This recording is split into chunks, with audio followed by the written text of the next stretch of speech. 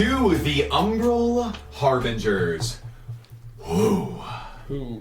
A lot just went down at the Volheim Estate in our most recent session, and there are many things still left unresolved.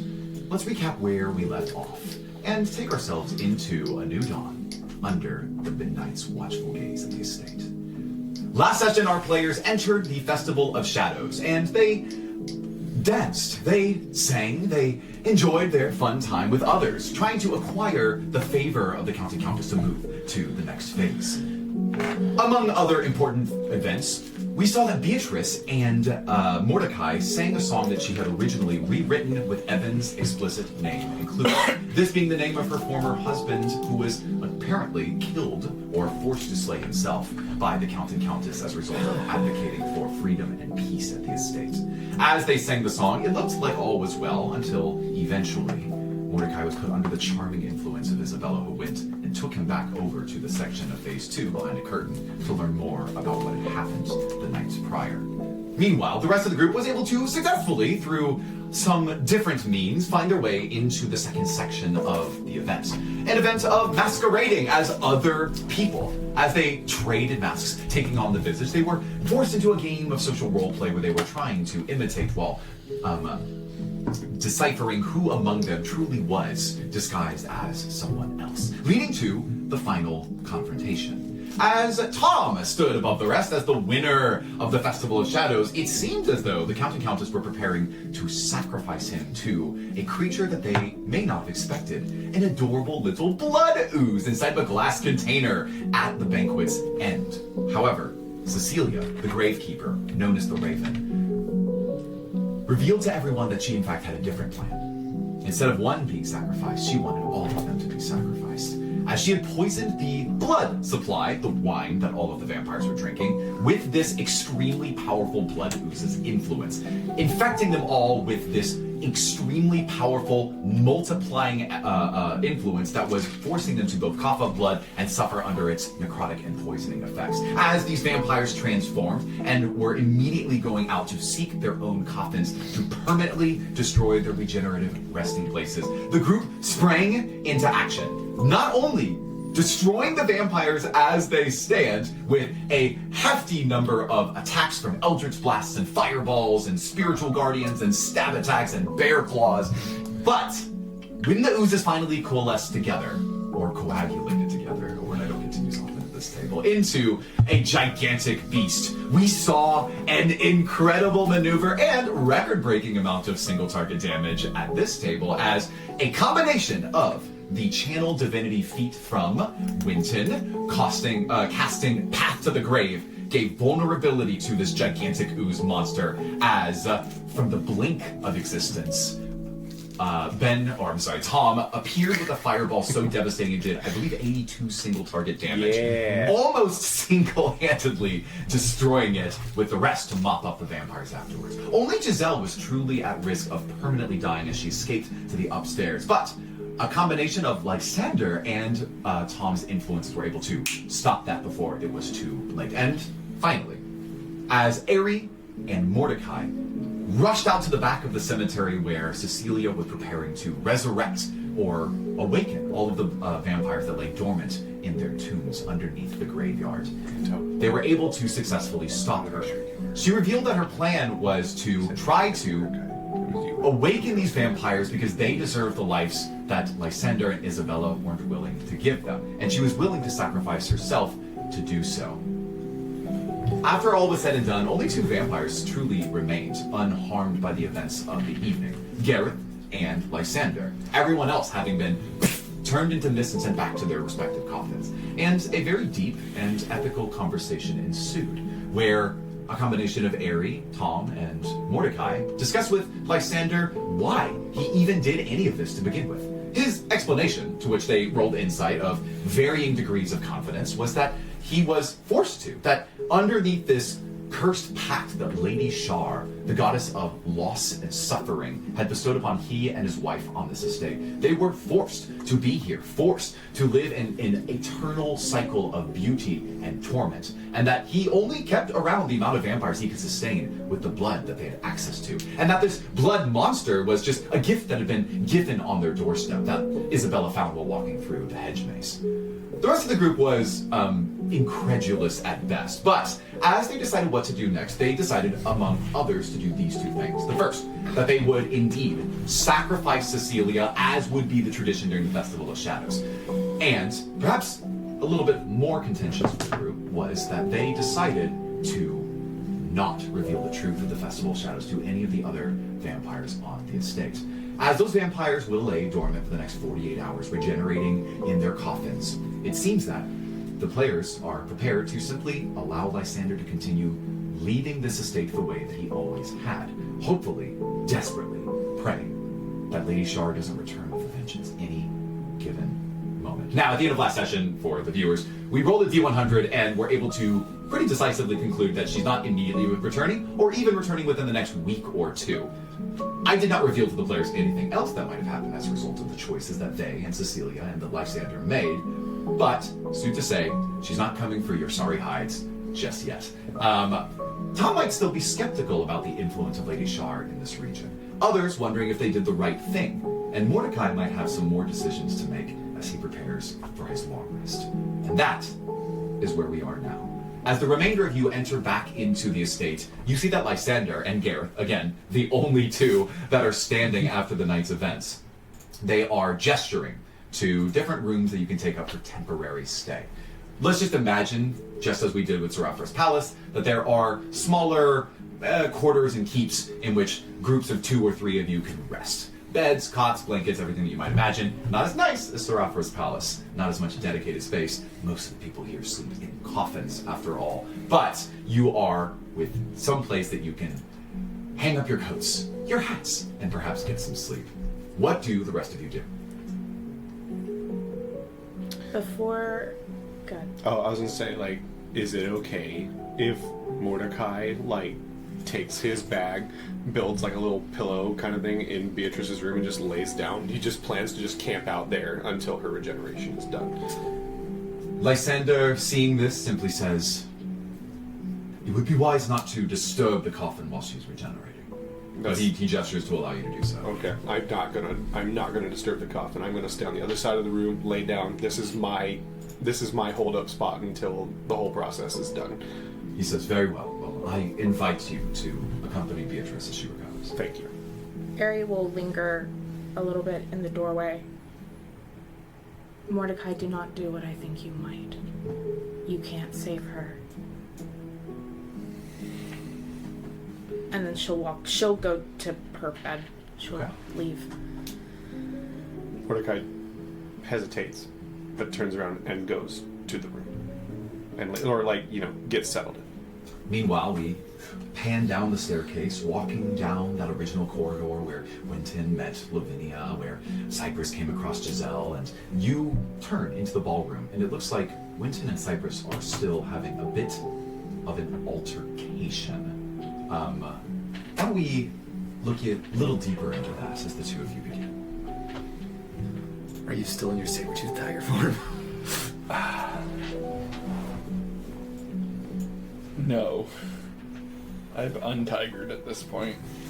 I think Winton is like just sitting, like both arms on his knees, just kind of looking down. As I guess you're standing above him. Yeah. Cypress, at the base of your back, just as a reminder from last session, you feel a starfish shape of what is a necrotic shard, a black jade shard, that is fused to your spine and is undulating in place, feeding off of the energy as black veins shoot vertically up and down your spine. We already had you roll your con save and you failed.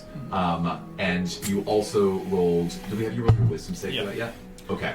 So you've already lost max HP from this, I recall. You are in a great deal of pain as you're getting used to this thing forcibly attuning to your back. And who's the one who put it there? I know who put it there. What did you do to me?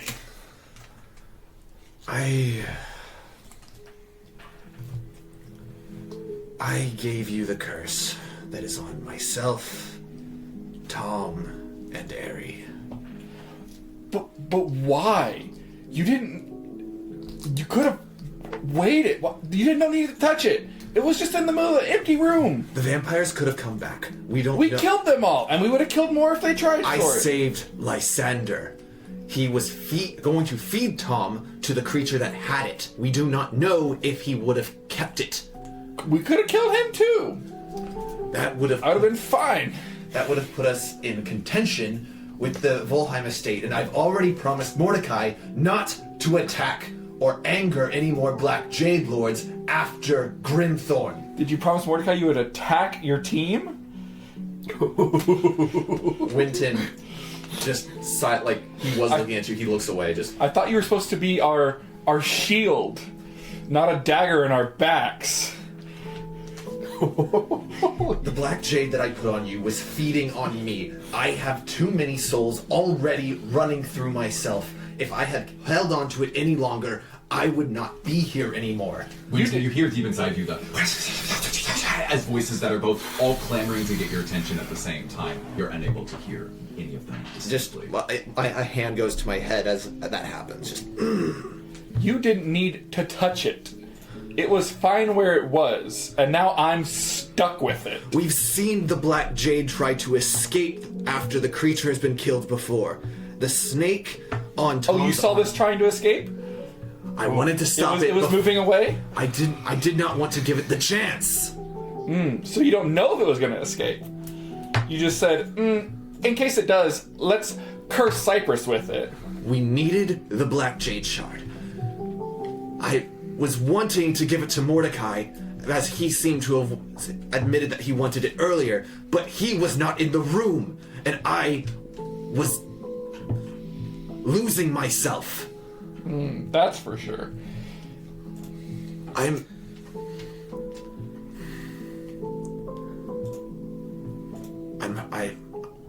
hurt a member of my party again. Yes. Is there... I can't take it off of you. You are bound as we are. It's stuck. Is there anything I can do?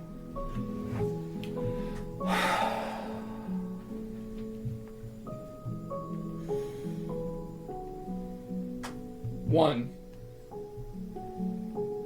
there might be in the future, and when the time comes, you will answer my call. Tom just... Or not Tom. I'm thinking so much about you, Tom. Winton just looks down, like not even eye contact, and nods. And two, you put this thing square in the middle of my back, so anytime it itches, you're the one who's scratching it.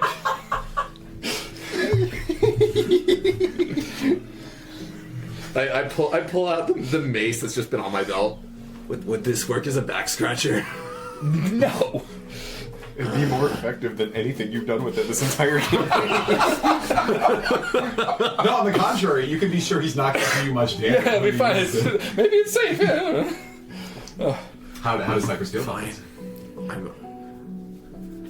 I apologize for bestowing death upon you.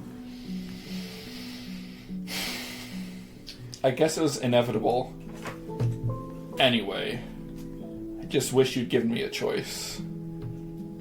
And somewhere, then I kind of walk off. Somewhere, as Cypress walks off, somewhere through the estate, as the gargoyles watch on in awe, and outside of the gates, where the oak trees creak as they move in the wind, Winton, you get the sense that someone is having a great deal of pleasure in the suffering and misfortune of Cypress and Winton. The two of you move towards bed. I think I go to whatever section is just kind of I isolate myself because I'm trying to... I feel guilty. Absolutely. Anything else?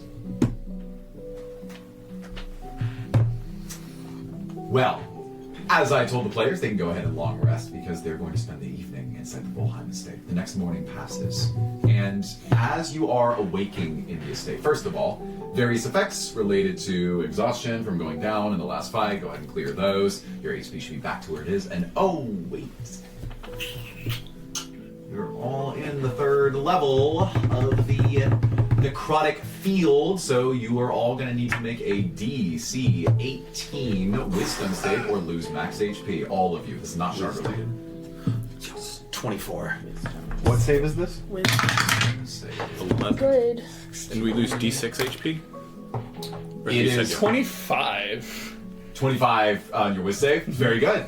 So anyone that got lower than an 18, you're immediately going to lose 6 max HP, and you're going to take 3d6 necrotic damage to start your day. Because you're in the 3rd round. I wasn't using that max HP anyway. 3d6, you said? Necrotic? How much max HP lost? 6. Back down below 30! Yay! I am not doing well. 7. And to show what this really represents, your sleep is tumultuous. It feels like there's a force that's feeding on your insecurities and fears, like a virus at the back of your mind or a parasite deep in your blood. You see visions of things that haunt you, or maybe you see a future of death and decay. For those that failed, why don't you narrate to me what you see in your sleep? Which, to recap, I think is Ari, Mordecai, and Tom. Winton, you always lose 2 max HP on long rest, so you've already done this. No nightmares. I see more of the same. Same. I've had the same nightmare for the past however long. So we're just describing a nightmare we're having. I think Mordecai is like having trouble. All he sees is the fear that he saw on Beatrice's face, the close-up of the Countess, the painting moving faster, like not even blinking, the painting just moving. And the last thing he sees before he wakes up is a bat coming straight for the front and like screaming, and then that's his nightmare. Aries seeing visions of the people that she loves chained by Zenithor. Like this spectral chain around their throat as they're like being leeched and withering away in front of her, and she's stuck. She can't do anything about it. Tom sees the party on a boat on the sea with no land in sight. And one by one, the members of the party are overtaken with these necrotic veins and fade to ash until he's the only one left. And he dies there, and no one ever knows what happened to them. Couldn't have said it better myself. Now, as all of you wake, the vampires are only about 8 hours into their regenerative process. We've established canonically that because they gain roughly 1 HP per hour, that it would take 2 days, 2 long rests. Well, not long rests because you can sleep during the day, 2 full days of time before they will finally regenerate into who they were. Exactly as before, in their secretly removed coffins. Even Lysander doesn't necessarily know where some of these coffins are. That was actually Giselle's responsibility. But as you spend your first full day on the estate since arriving the evening before, I suppose you could take the Black Jade Shard and start moving the direction of the Umbral corruption. You see this red moonlight haze against the backdrop of a horizon in the distance. You see sprites or spiritual souls illuminated in the waters below as an expanse of ocean roughly 5 miles reaches out before you, crashing against the cliffs 100 feet below the estate's position. You all awake, and you can rejoin in the dining area where the ballroom was hosted the night before, where the festival was hosted the night before, for food that the chef from the kitchen and some of the other maidens and attendants are preparing for you. Nobody asked this question directly, so I might as well just answer it to you so you can understand what happened. The reason why you didn't see any of the other vampires last night is because they went to sleep. They all have hidden coffins. You don't know where any of them are, so they presumably left the festival, went to their places of rest, and were completely unaware of what happened. You can immediately, no insight required, infer that there are murmurs of what happened the night before. 17 vampires completely unaccounted for. Where's the Countess? She should be checking on this. Or did you notice that Monero wasn't in the greenhouse earlier today? Whispers among them all. And maybe Victor's disappearance is the most surprising, since he's the person that's supposed to keep tabs on everyone. And if he's not to be found, then nobody knows the truth of what happened. You could infer that because they don't know what actually happened, that both Gareth and Lysander have decided not to share anything. You are all at the dining table, the 5 of you, including others that are walking in and out, serving you meals as you see fit. Winton is just not looking at anyone, just completely focused on the meal and just trying to eat in silence right now. So we need to find a boat. To leave. Yep. Yeah. Are we leaving today? I have a few things I need to do, but I'd like to I wouldn't stay, be against it. but we were on a ticket. Yeah, it might be better to leave. We're all look around the table and see, especially those 3 who look more worn down from a bad night's sleep. The more time we spend here in the Black Jades, and the closer we get to Umbral corruption, the worse things look for us. And I feel we don't have time to spend sitting around waiting.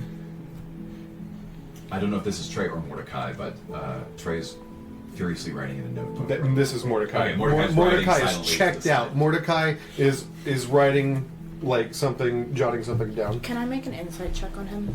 On Mordecai, yes, absolutely. 14. At minimum, you can tell that he cares a lot less about what all of the rest of you have to say and is focused, preoccupied with something that he's writing down. I think that with the 14, I could tell you that... Actually, I'll let Mordecai reveal if there's anything slightly more that you would say about your demeanor. All right now. She just rolled a 14 of insight on Okay. you. Mordecai. You might give a hint as to what you're feeling or thinking. Mordecai is, right now, I think after last night's rest, is realizing that there is no affording probably staying another night, and is doing the one thing that he can do to have something meaningful left for Beatrice from him. Okay. Yeah, I'll say with the 14, based on your observation of his behavior the night before, whatever he's doing is probably for Beatrice. Okay. So, players, it's the start of the day. You have some time to go and talk to and possibly find a vessel to the next area. I think to sort of gamify, make it an easier, quick decision, you're really just deciding if you're going to stay an additional day until all of the vampires that you met, that you befriended last night, are back and ready to discuss or meet or hear what they have to say. So, we're still sitting at the table together right now? We'll or- say it's breakfast. Okay, it's breakfast. Oh, so Mordecai has been listening to this conversation, but then so he throws his pen down and looks down and goes,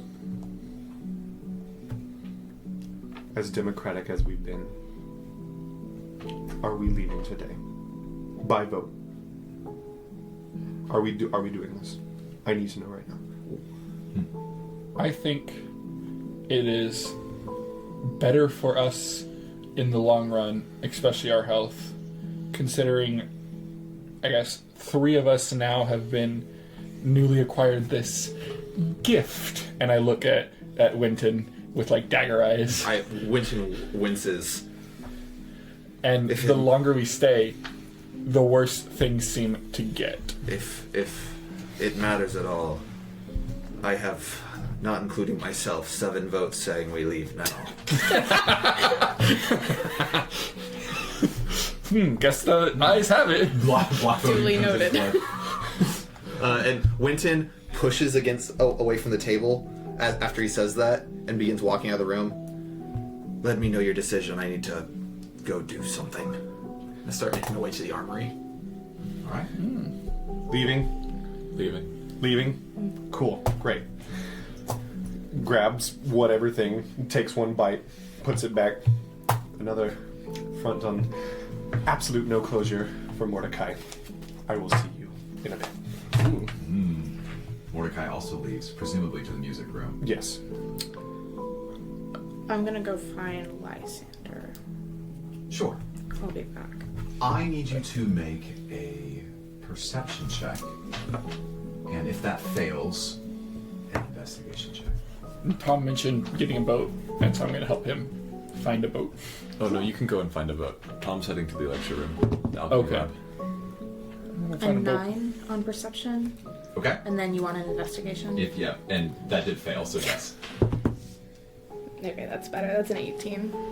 You can infer from the goings-on of the servants in the house, the people with various responsibilities that of unnamed importance that we've not discussed previously, that they would normally go to his personal study, where he must either reside or sleep in order to speak with him, but they're not headed there. They seem to be heading upstairs for some reason. Okay, I'll trail them. Yeah, it's not too hard to follow them. Question is, are you being stealthy? Yes. Because you will observe soon enough that they are not going up to the second story, but up to the final staircase leading to the roof of the Yeah, establishment. I'm stealthing a distance behind them. I need them. Oh, I was looking at the map. I assume you want a stealth roll. Yeah. 14. Okay. You notice that by opening the door, you will lead yourself up to the widow's walk on top of the roof, and that there is a small adjacent maintenance storage unit on top of the building.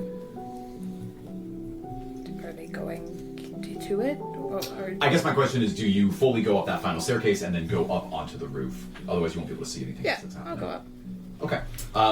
You are sort of sneaking along this pretty narrow staircase, finding a gap in between the servants going to and from. As you get to the top, you see one that has made it there, turns around, and as you are hiding in place, they seem startled by your presence.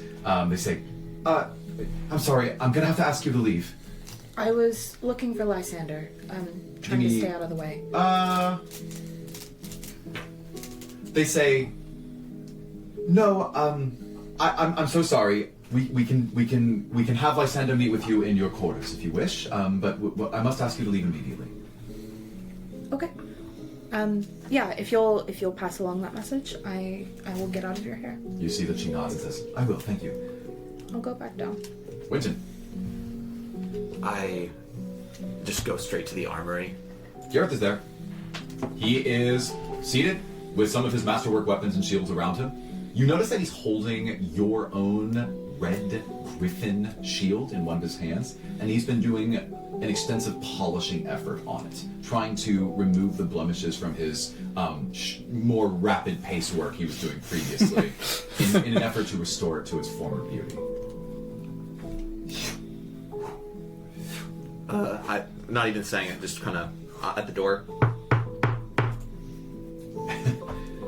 Come in, soldier. How are you feeling after last night? After last night, I feel pretty good. I think that we had a good time, right? With that wine, with the wrestling, the dancing. Could you even believe that Tom won the entire competition? Honestly, I was not expecting our resident academic to be the one who, I guess, bests a villa of vampires in a game of wits and charisma. Well, I didn't see myself winning, but I think you should have won it. No, I don't think I would have won. Nah, I saw the way you were dancing out there. Maybe the next time the two of us can take it by storm. Are you sticking around for a while? I'd love to, show you some of my sword techniques. I would love to, but most of my party is now cursed, and we're being drained until we get to the Umbral corruption. Aren't we all, my brother? Aren't we all? Sir Gareth, can I ask a favor? Yes. I would like to borrow the room and a few of your weapons momentarily to create a temporary shrine to my god Tempest so that I may pray. He looks alarmed. He says, If you are uncomfortable, I understand, and we don't have to. I can make one of my own. my understanding is you can Pray to whomever god you wish, but if you use these sacred artifacts that were dedicated to Shar, she will think of that as a direct infringement on her domain. I'd hate for her to immediately smite you down where you stand. I nod and I look at the shield that he's buffing. How's it look? He says, so you noticed, it's not what it once was, but I do think that it is still more mobile, which I would take utility over looks any day. And he hands it back to you. I grab it and I just kind of smile and I put it back on my back. Double shielded once again. Ooh. Thank you. I will not. I will set up my own shrine using my weapon and shield. I will not use the shield of the Raven Sentinel. I truly appreciate the masterwork shield you have gifted me. Indeed. If you wish to see us off, I would truly appreciate it. I believe that one of my companions is looking for a ship away. So, we are reaching time when I said we would like to leave the estate. So, I'm realizing that we're going to handwave all of these encounters. So, you're going to tell me what your characters are trying to do, and then I will maybe make you roll. Some things are easier than others, and then broadly describe a choice you might have. You're going to make it or not, and then we will move on. So, for the two of you looking for a ship, it's pretty easy. There is... He's not looking for a ship. Oh, we'll get to that. Cypress, you easily find a vessel. You note that there are a series of smaller, like 8-person wooden rowboats that are at the base, but they're removed from the water because souls would sometimes climb up onto the pier trying to get to the estate. And so the person who would be the mark of the vessel or of the ferryman would say, I can prepare one for you immediately, and I can send you off, but I'm not allowed to leave the estate under current conditions. And there's no mystery to be had, he just is not allowed to leave with you. Yeah. So you have access to a boat. Great. What is everyone else? We'll be back. Winton sets up a shrine and begins praying. Like, Great. outside. I go outside the estate to do it. It's the Tempest, correct? Yes. Give me your spellcasting modifier. 10. Okay. In your discussion with Tempest, you're trying to either, as you once did for the Ruby Empire, divine what might be coming in front. You might be trying to atone, I suppose. I'm trying to ask how. I'm asking Tempest, how can I help this party survive? You feel a lack of favor and a general absence. It gives you a sense of hollowness, which you'll notice is quickly filled by the feeling of 7 voices competing for your desires and attention. Eri, what do you want to do? I am, I suppose, waiting on Lysander to come talk to me. He will, eventually. Great. My conversation is going to be short and sweet. We've chosen to leave things as they are. We'll be leaving today. I fear that one of my party members might overstep. Keep an eye on Beatrice, if you will. His this is why I roll things. He has extremely high insight, but he rolled a 1. Right. So when you say a member of my party, he says, you think that Cypress is going to do something? It's not a bad guess. I am not confident that my party is entirely aligned, but it's no matter. I don't suspect that you will have any trouble keeping a handle on your people here. I empathize with not feeling as though your group is fully aligned in values. His gaze gestures out the window towards the graveyard. I will keep an eye out. Thank you. Eri,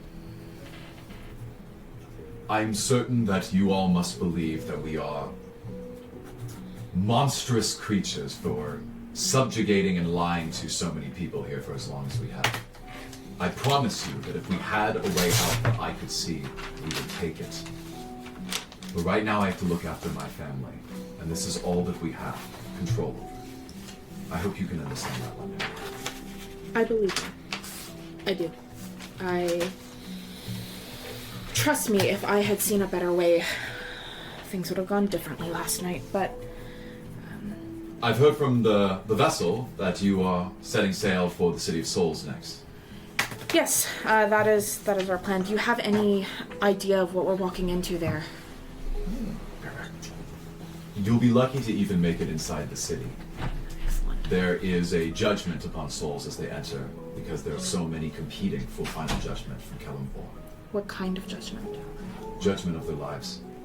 Whether they lived in accordance to their faith and morals, whether or not they are worthy of a plane of eternal goodness or condemnation.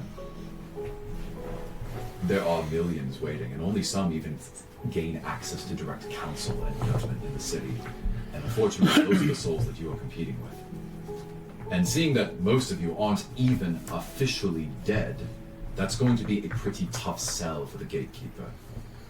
But if you learn something while you were there, it's been hundreds of years since I've ventured the City of Souls myself. I would love to learn from what you discover. Maybe there is a solution for us here after all. I have faith that our paths will cross again. He nods and steps backwards as he attends to the estate. Tom.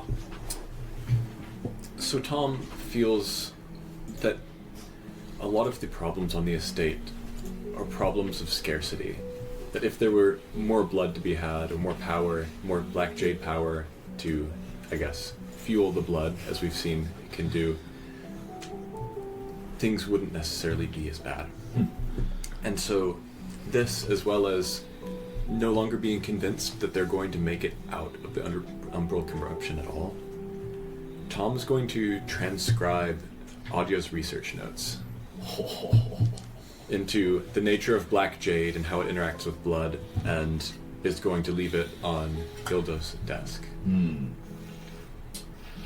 I recall that the first time that you conducted your investigation check on her notes that you didn't roll very well. No. You gleaned a little bit of the secret code that she used to decipher a bit of how she actually documented things, but there were only a scribbled notes that she'd quickly written the night before, and then a workbook of previous research she'd been doing into serums. You have... Oh, this kind of matters. If you're going to just describe her notes, just her, like, that one night's worth of notes, you can do that in an hour, and then y'all can take off. But if you wanted to give them everything, that'd be 8 hours. It'd be basically the day for you to give them everything that she described. Unless you just leave it. You could just leave behind everything she wrote. I can't leave behind everything she wrote. I trust that Hilda knows the basics. I would write just whatever the breakthrough The new was. stuff. The sheets of paper that were thrown on top of her notebook. Right, and she has all the time in the world to figure it out. Mm-hmm. But if we don't make it back here, somebody will know in the world. And if we don't make it back here, over time, maybe she can develop that into something. I'm going to give you the opportunity to re-roll that investigation check based on the new insights you learned from Dr. Hilda herself. Good luck. 20. Dirty 20? Yes. Okay. With the Dirty 20, there is something that you discover here. The multiplicative capabilities of Black Jade, it's because they are attempting to extend their own domain. It's parasitic, obviously, but the Black Jade has a symbiotic relationship with blood, because blood has the capability through its, well, we'll just say through its DNA or some part of its microbial structure, to be able to replicate. And Black Jade, mixed with the right kind of blood, can go very, very far. This is the only reason why Black Jade doesn't itself decay in magical capability when fed the right source. Vampire's blood regenerates, and regenerates much faster than most others, faster than troll blood. And you perceive that if Hilda is able to take this research and begin experimenting more on the blood of, say, an elite or greater vampire like Lysander or Isabella, then she might be able to achieve an extraordinary breakthrough in the Black Jade Shard's multiplicative capabilities. Whether that solves the supply shortages of blood itself is to be seen, but it is a dangerous field of science you are exposing her to. I assume you still leave it regardless. Yeah. Okay. Tom leaves his notes, and the remainder of the group gathers together. Oh, no, that's not true. Mordecai, tell me what you're up to. Mordecai is in the room, and he's sitting on the chair that he did when he first listened to Beatrice's violin, her violin, sitting right next to where she was, and just staring at the coffin. He's holding a paper, 2 pieces of paper in his hand. He stands up, puts his hand on the coffin, the 2 papers, puts right next where she can obviously see once she exits the coffin, like on a desk or on her music stand.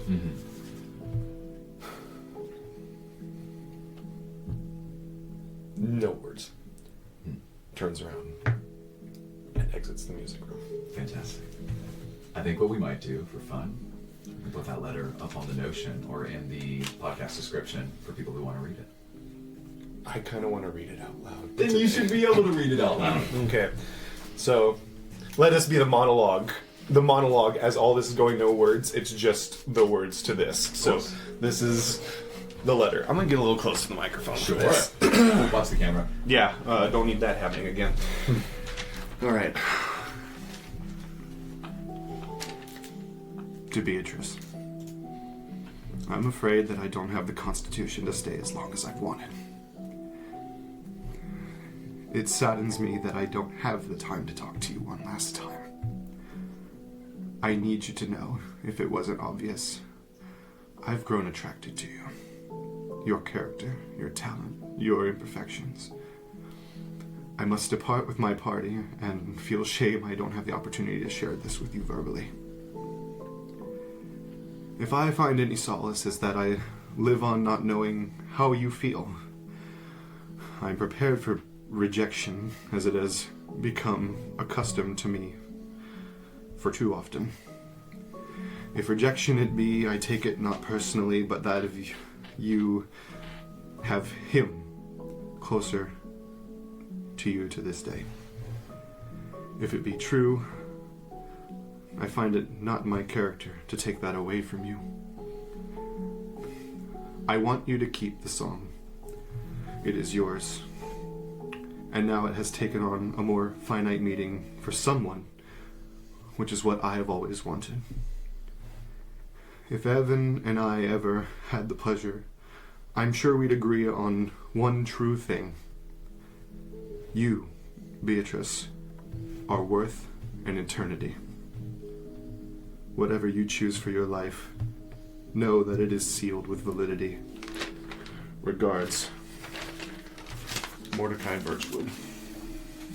Great. And you mentioned... Oh, I see. The first sheet of paper was the song originally. Yes. Got it. Those are left on her coffin as she regenerates. You see, if you were to lift the lid, which you would not have, you would have just seen the very faint outline of her face beginning to form again in the hours of the morning, moving into the beginnings of the afternoon. Mordecai leaves the music room and just wipes a single tear. Takes a deep breath. No deep breath to put on a face, just... and walks to meet up with his party. The rest of you gather in the courtyard once again, in front of that statue that you once saw when you first came to the estate. A statue of Isabella in a dancing pose, Lysander with his outstretched arm inviting you to join him. And 25, 30 other vampires just busily moving about their days, doing what they can to beautify the estate after whatever happened last night. It doesn't take any insight check to know that nobody knows what happened during the Festival of Shadows. Almost as if it was taken from their minds entirely. As a group, you agree not to disclose that information to them, or what the true intent of the Festival of Shadows really is. You find your way down a long and winding wooden staircase path down the cliffs to the base, and you see the Sea of Souls crash up against the cliffs as souls of translucent heads and ghostly figures look up, dash around, swim down, and try with their combined might to summit this insurmountable cliff. On the pier in front of you is a ship that is ready to be tossed into the water for your voyage into the City of Souls. Winton just hops on the ship, just... Alright, you're almost there. Mordecai steps on, doesn't say anything. As this ferryman, who has prepared this ship for you, looks at all of you, he says, "Now, I'm sure that this is something that's been disclosed to you already, but this is of the absolute utmost safety and importance. As you're aware, inside the Umbral corruption, there are souls that seek to overtake your minds. None are more powerful than those at the center of it all, in the City of Souls. As we are sailing across, as you are sailing across, he's not going to join you, as you are sailing across, You have to do everything in your power not to rock the boat. If given enough momentum, these spirits will try to overtake you, possessing you to fall overboard headlong to the water so they can consume your soul and take over your vessel instead. These are desperate, cannibalistic souls. They will do whatever it takes to seek entry into the City of Souls at the cost of your own life. Do you all understand? Yes. Yes. Well, if you are dead set on this journey, then I will. Yes, thank you. Yes. I tried to appeal for the mark of the comic, but that did not actually work out. I got the boat guy. The ferryman. It's a good gig. It's a good gig. The vessel. I would like to rebrand to the Spiritfarer, but that's not exactly a title that they would allow me. His tattoo just looks like a little sailboat. Is his name Karen? Yes. Karen? No, it's not. It's not. I'm not doing that. His name is Carrie. Carrie, absolutely. My wife. So, he is going to usher you back into the vessel as you all take your seats. What's the ship look like? Like, why is this boat tiny? It's pretty humble. It is an 8-person rowing boat. Ooh. We have 5-person. Yep. Great. 3 extra spots. That's good for balance. Good. Can I have all of you assemble yourselves on the boat to show me your seating order? Who's the biggest of us? Who's the I have the strongest of us? strongest strength, I think. He's the usually- I think usually he's you heaviest put with the small armor. person up front as With the my cosplaying. armor, I'd Alright, be so the yeah, Probably heaviest. not. Yeah, I have negative. Someone should sit in the middle and either row 2 or none I will to keep us balanced. work to row. Wait. Oh, sorry. Go ahead. Good. If we have 5 people, we could have 4 people rowing at a time? Or are you saying there's one set of oars? There are 3 sets of oars. Or I guess there'd be 4 sets of oars, right? I'll be in the middle doing both, just casting guidance on myself every single time. Great. I'll row. Because I'm wearing the I mean, most we'll all armor. row. Yeah. I guess we'll all row. Yeah. I'm heavy. Let's not rock the boat. So Okay. Hold on, I'll be by Where am I Ari. supposed to be? I'm You're in the the strongest. So, oh, You're this corner. oh, okay. boat. And I'll also cast guidance on myself for funsies. Look down. Actually, depending what kind of checks what kind of checks would this? Would be a dex check? Strength check? Boat handling. Yeah. Well, I just Seafaring. figured that wearing heavy armor, which I've Yeah. re-equipped everything, including a second shield on my back. And I guess you probably should be in the middle with the Yeah. weight, yeah. Yeah. If it's a dex check, I'll guide someone else. If it's a strength check, I'll guide myself. I'm sure it's strength. I mean, if we're trying to not rock the boat. I'm sure we won't find out until the thing happens. Yes. Well, as you've all nestled into these vehicles, you begin to row. Swoosh, swoosh, as with one stroke over the other, and the waves crashing against the cliff giving you a little bit of an edge as you move outwards. 2 things happen. The first is behind you, you see the estate, 100 feet up on a cliff, with cracks of lightning every few seconds that are illuminating it against a blood-red backdrop. But the further you get from it, the coloration of the world begins to shift back to what you remember from the previous areas, a muted gray. And the further you get, the harder it is to hear the sounds of bats and ravens cawing or flying about the estate, the creaking of oak trees that watch your every move. And there's someone in the 2nd-story window, seems to be looking out over you. They raise their hands. You're not sure who it is or what they're trying to tell you. And you make your depart as everyone proceeds. You are now only 4 miles away from the center of the Umbral corruption as a whole. But let's first describe what you see on the horizon.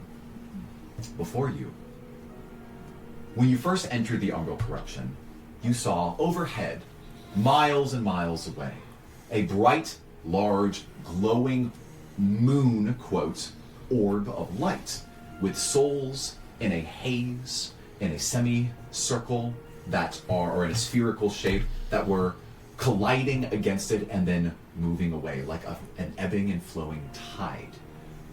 Every 3 minutes, it would seem, there's a cycle of day and night as things get brighter and darker. Your waves match this. There's a tide in and a tide out. The tow taking you further, now faster and faster. You are now 3 miles away. You see that this bright orb, which previously was above head, then descended down to be in line with the horizon proper. You notice that it begins to glow more brightly. And then you see that it begins to descend beyond the horizon until you can't see it at all. It becomes completely pitch black dark, with one exception. The souls around you each glow with a magical energy like fireflies, their semi-translucent bodies swimming in the water. Let's have 2 of you roll perception to see what you are encountering or seeing in these spirits. +4. +7. +7. Oh, there you go. 14. 14 and 14. Great. Solid. The party as a whole, this is representative, the party as a whole sees that these souls swim and they're trying to utilize your vessel as a slipstream. They are seeing an opportunity, like when a large vehicle parts a large crowd and you're trying to use it to get to the front of a concert or some crowded venue. They see an opportunity as your physical vessel splits the souls in front, that they'll swim in behind you, clamoring over each other in order to make a move to get ahead. You see that one soul, a slightly larger one with angrier proportions, witnesses that have been cut off by a smaller soul adjacent to it. And it turns, and you see small tendril-like hands reach out from its skull directly, grab onto it, and then rip it into its mouth as it opens wide and swallows it, completely cannibalizing and devouring this other soul as it then increases in size roughly 50%.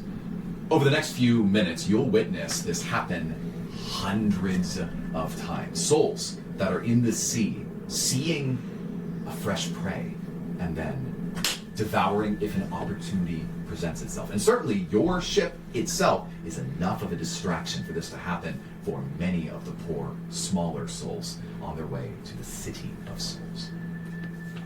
As you venture forth, 2 miles away, pitch black other than the lights of these souls, or unless you decide to cast a light of any kind. I need for everyone to make, stay with me now, a wisdom saving throw. For some reason, I 16. took proficiency in charisma saves. 14. 10. 20, Great. 26. I'm going to use this as your initiative. Oh, cool. So, I need the highest first, higher than 16? Or higher than 15? 26. 16. Oh my goodness, Cypress. And +7 to wisdom. Why didn't saves. you take the first curse? I don't know. Okay. That would be, sorry, under 15? Oh, Under 10? Under 15. right here, 14. Okay. Under 10. 10. Exact. Okay, that's fine. 8 Yeah, for it's me. not included. Great. Cypress. You hear something in the water. There's a voice there, and it says, sorry, hold on. What does it say? Some notes. It says, let me get my notes. Interesting. You should probably talk to Tom. Let me get my notes. Zinni, is that you? Just keep listening. Oh, oi there. Oi there? Oi there. Oi there. Ahoy, mateys. Zinni, the pirate captain? Okay, Oh, I have no idea what Zinni's voice is. so Australian. you see Okay. someone in the water. You hear a voice in the water. This voice, it looks like it's just a collection of souls that are swimming together, but one sort of sticks out. It gleams a little more brightly than the others, and it says, "Oh, my dear boy, please come join me here. Come here. Come into the water. Your mother would like to see you again. Come on, Cypress. Come on down."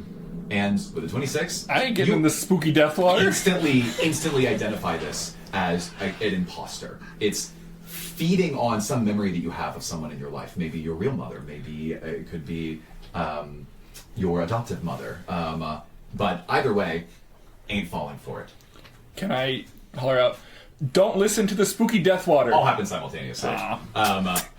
Winton, what was your roll? 16. With a 16, you hear somebody say, Commander?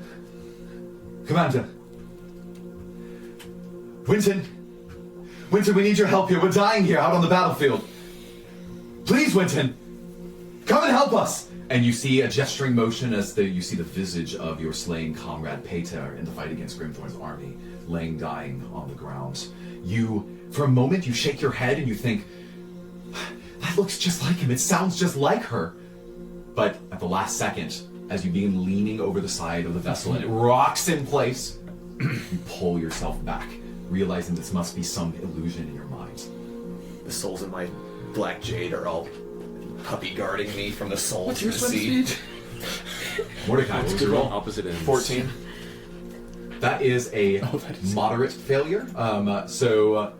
Mordecai, you see someone, and as the visage of someone comes out of the water, you see that he's just hefting a dumbbell in one of his arms, lifting it over and over again, and Sephiroth. Dagnabbit! I get it backwards by overthinking it. Sephiroth.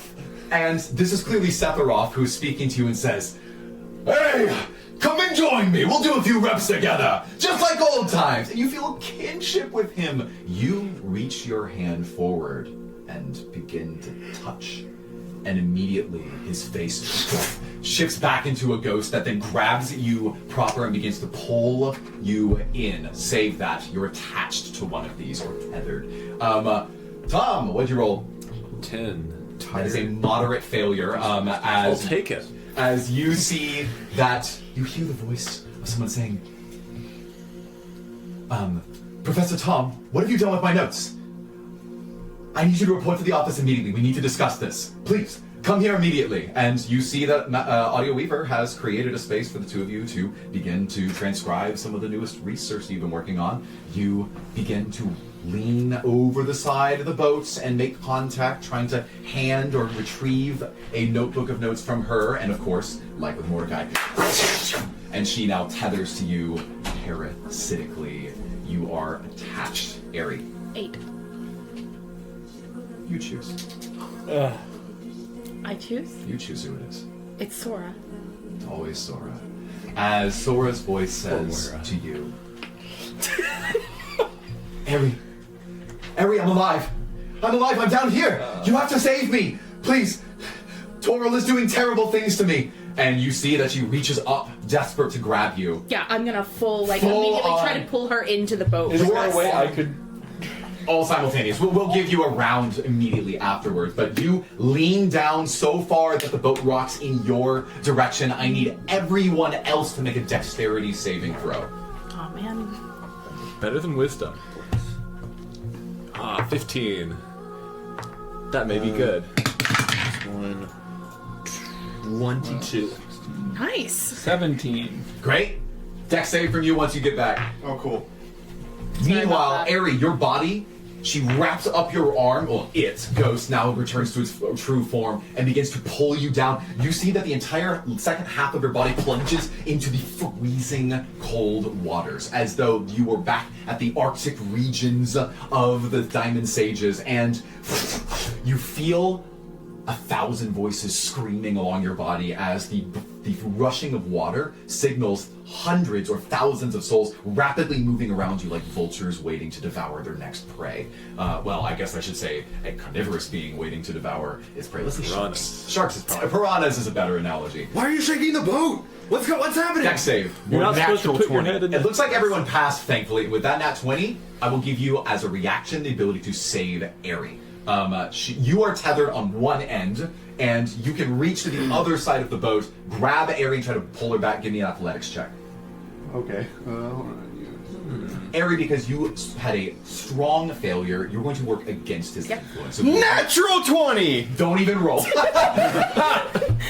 With dual nat 20s. Turn it like around. an absolute No longer a king. moderate failure.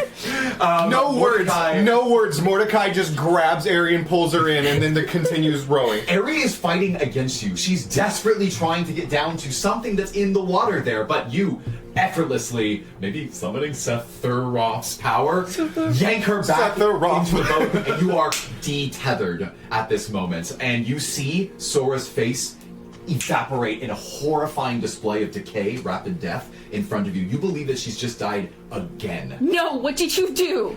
What do you mean what I did? It's I the saved spooky your ghost life. water. It's not real. She's down there. Can I? No. Whatever you saw is not real. She's not here. We'll actually let you do a check for this in a second, but since it's all happening in one round simultaneously, because this does matter. Let's get to the two that are tethered. Yes. I want to. I guess. Oh, never mind. I want to shield bash one of them to like the. Yeah, give a reaction. Shield bash one of the things? Okay. Yeah, one of y'all's attachments. I'm going to shield bash. You had the moderate failure. I I have both moderate did. failure. Yeah. I'm the one that's tethered still. I'm also the one that's tethered still. Oh, I thought you did it. Okay, never mind. You're So rules as written for your shield is that you can shield bash someone that's attacking within 5 feet of you. Does a ghost go grabbing? On Yes, but it means you're attacking the ghost, right? Oh, the arm that's attached, I guess. I'll allow it. Magic. As you wield this raven shield that was gifted to you by Gareth, 15. that you hit, you just bonk one of these ghosts, and does it maintain hold? It does not. Who did you target? I'm going to say because. Yeah, do it by positioning. That'll Yeah, I'm He's right in the here. middle. He reached behind. I'm going to say I've smacked Tom. Okay, Tom, you see as Audia's wrist is forcibly separated from you, but the moment that breaks, you realize, what was that? That can't be have possibly been her. So the illusion is removed. Are you okay? Yes. Good. Great. Things So fine. the only one that's left is Mordecai. Does anyone else do anything that has not taken an action yet? I think We'll let Cypress tend to Airy. That's probably what your turn's going to Calling be. Airy. Tom, you technically still have an action or a bonus action here. I feel like shooting magic into the situation isn't going to help. And I have -1 strength. So yeah, I grab Mordecai's shoulder and kind of lean the other way. We'll see if that does Good anything. luck. Athletics check, please. Oh, I've got -1 athletics. 6. You grab him and try to lean, but he seems amped up by this physical force that's inside of him. He's confused. He was prioritizing Ares' safety, but seems drawn to this voice on the other side. We'll come back to this. Cypress, what do you say to Ares? Don't listen to it. It's not her. It is her. She's No, there. the spirits are playing tricks on your mind. Calm your mind. I saw her. Now, know you- let's resolve this. So you're going to make a persuasion check as you're trying to work with her to change her mind on what's happening here. Now, instead of giving you a wisdom saving throw, we're going to do it this way. Roll a wisdom save, and the delta between that and my DC is the amount that he needs to beat with his persuasion check. Okay. So basically just roll high is the main point. It's a high DC for what It's an worth. 18. Oh, great, cool. So you have... Oh, hello. Have you rolled already? No. Okay, cool. So your persuasion check needs to be higher than an 8. She seems to be shaping up again. If you fail, she will dive directly into the water. Fully. You need to roll higher than an 8? 18, 19. Pretty good. Cypress's Calm words, down. Cypress's words cut directly to you, and you get a flashback to you and Cypress commiserating over the death of Sora when it actually happened in the material realm. The two of you now reaching this unity in this moment as you shake off this illusion. We're gonna get her back. This isn't her. We have to keep going to get her back. Okay. Okay. I'm sorry. Okay. I bonk you on the head with my quarterstaff. Thanks. So you did survive. Congrats. Now you hear that the waters. Mordecai still tethered. That's correct. So give me another wisdom save at the start of next round. At the start of next round? Yep. Yeah. Are we here right now? Yes. Like, so I do that right now? Yep. Cool. Wisdom save has been a banger this whole time. How about a 5? Cool. You see as the ghost hurtles up your body and enters your face, as everyone else witnesses you immediately turn into Setharoth. Setharoth. I hate this. That was not the intention to throw you off. This is just kind of, It is. some. I'm just glad I don't have dyslexia, or this would be literally impossible. So, well. Setharoth enters your body, and you feel amped. At this point, you want to introduce everyone else in this vessel to the souls around you. What do you do as Setharoth? Okay. Hello everyone. Want to meet my friends? I've made dozens down here. What does Setharoth do? Setharoth. He grabs wants to like grab Tom Let's arm wrestle. and and like, come on, the water's fine. The minute I'll let you grab one person. Okay, I'll grab Winton. Okay. The minute he grabs Is me, Winton next to you? Yeah, He's in the middle right Sure. here. Winton's fair. The We'll minute, say Winton. the minute he grabs me, Yep. can the souls in my black jade essentially come out because they're pissed that another soul is trying to do this? Ooh. They're not going to do that. Okay. Go ahead and make contested athletics checks. Contested. The loser will lose this arm wrestling match, and if Winton loses, he might find himself toppling overboard. Does a 19 beat you? Your 19 beats my 9. What about with your Sephiroth stats? Oh, that's +1 to. Oh, watch Yeah, out. that's +1, so that would be a +2 to strength, so it's still an 11. Great. I just wanted to make sure that you're using those stats. Yeah. That's No, fine, so it's Sephiroth. so the +2, yeah, that'd be an 11. At the last second, you see as Mordecai, now possessed by some strange visage, bulks up his shoulders and then grabs you, trying to introduce you to the other side, and you're able to buffet him off. And then I want to immediately reaction shield the Raven. You're allowed to. It's a reaction. What a good shield. I need to get me a shield. Does a 9 work? Nope. Okay, just you. Who are you? Everyone else, in 5 seconds, you have to tell me what you do to stop Mordecai from his rampage. Or rather, Sephiroth. 5. I am going to leap to the other side of the boat 3. to try to balance out the weight. Good idea. Ah. 2. Tom casts his mage hand To do what? to start kind of pulling against it. Up against him? The ethereal. Right, so the fact that he's trying to pull us in because he's tethered to the hand, or to The ghost is the completely ghost. inside of him right now. Oh, he's full ghost. He's gone full ghost. I'm going ghost! Say that a lot today, I fear. I do not have anything. Do I have a Okay, so I'm gonna 3, 2. stop. Go listen to the One. spooky You'll water. make that persuasion check. It's, Contesting persuasion? yeah, it's the exact same. So you make your wisdom save. It's harder since you've been fully possessed. But go ahead and make it happen. Wait, so do I keep Mordecai's persuasion, or do I have to account for Sephiroth's? You 'Cause have Sephiroth's I stats. did not make a character sheet. Just roll your own then. Okay. Well, that's Wait, no. Actually, hold on. I made this barbarian a half orc. I didn't give him the name Sephiroth, but I did this. Can I use the character sheet I made before and use that stats with what I made? If it's quick enough. Here, this is really watch. just a single wisdom save. So I'm switching 6 to this. So let's call Toward the Downtrodden Sephiroth, who has a. Where are you? And Cypress, you're rolling your persuasion check. Who has a +4 to persuasion? You're rolling a wisdom save. Oh, I'm rolling wisdom. Okay, well then let's roll his wisdom save, which is 12. Uh-oh. 9. Oh yeah, that definitely fails. Your persuasion check is unable to shake him. And you balance out the boat. Yep. I'm gonna say from that action alone, he begins to rocket as he's grabbing Winton and trying to hurl you over the side. I'm gonna have everyone make the dex save, but everyone gets advantage. Sweet. Tiny die. 18. 19. 26. Let's do this. We're quick on our feet. That is the smallest. Yes. Justin, you've been struggling to read the dice as they are, and you're like, man, what if the numbers were smaller? Wait, so 12. how did everyone do? 26. 26. 19. 19. I think it was an 18. 18. 10. 10. Although you're not trying to stay on the boat. 12? 12. Okay. So, at this point, you see that rocking of the boat, even with advantage, Cypress is yelling at Mordecai to stop, and you topple backwards and you arm hooks on the side of the boat as it hurtles downward, and you find half of your body submerged in the water as the soul begins to rapidly tether to your spine. Can I immediately grab him? Just put my hand in. Don't listen to the spooky water. I told you not to. We're at the start of next initiative, so anyone that will let all players go first. Oh. Sorry, Sephiroth, you don't count as a player right now. All players, okay. tell me what your action is in the next 10 seconds. Yep. I want to essentially grab him as he's going, trying to fall down, and then I want to point with my other hand at the visage of Sephiroth and basically be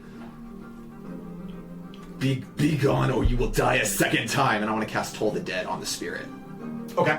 Anyone else? Yeah. Tom, just quit it. You're not Seth the Roth. Okay, we'll do help on persuasion check. Can I scurry back in? Yeah, Dexterously? Give me the athletics check, and then you. Wait, can I do it dexterously? What? It actually is acrobatics, yes. I am fully focused on keeping the boat stable. Okay, we'll keep that You're up. not gonna help me? Wait, I'm in the you're water. in the water? Oh no, I'm definitely Okay, helping great. Then you get advantage on that check. Just yeah. Sorry, I thought he was still the one in the water. So I guess, Tom, you're the only one persuading. 17. You are not helping. You are the one persuading. Good luck. Winton, give that attack roll. It's a saving throw. Oh, saving throw of con? So you have advantage on that. I did 17. Okay. Way passes. Okay, I've got a Unfortunately. 22 on persuasion. 22 on persuasion's good. Mordecai, Yes. or I should say Setharoth, Yeah. go ahead and give me your wisdom save. Tom is now persuading you. What do you say to Mordecai? You're not Setharoth. You're Mordecai. 3. Okay. Wow, you 22? Yeah. Barely passes. So somehow, I ain't afraid of. oh no, math. No, that passes. So you were Yeah, able oh. to shake him out of it, and Mordecai, you have the opportunity at this very moment to exorcise this soul from your body. It's going to be very painful to you, but that's your choice. And think of it like as a heat metal situation. If you want to maintain concentration, you will just take damage as long as the soul is inside you because it's in contention with your will. Allowed Dolores spell. So if I expel it, I won't take damage? If you expel it, you'll take a lot of damage. If you keep it in, it will continue to fight for possession of your body. For how long? Forever? As long as you choose to keep it. Well, you know what? Get ready to...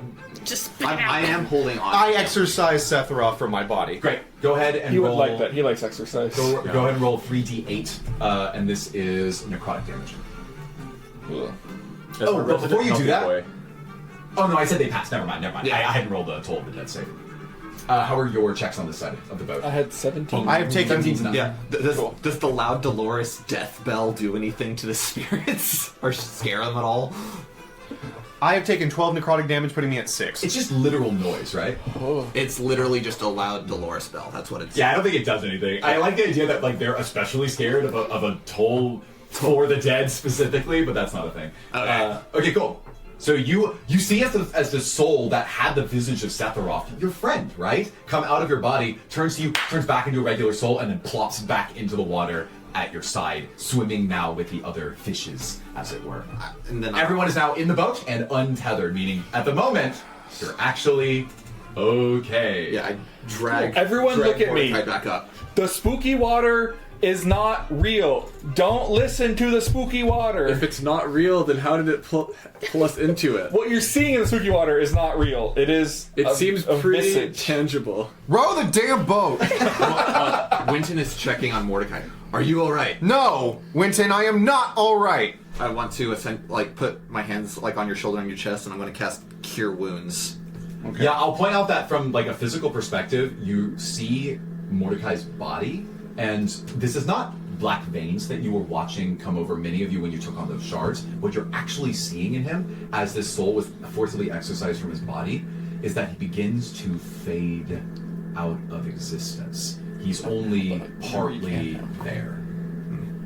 You heal for 5.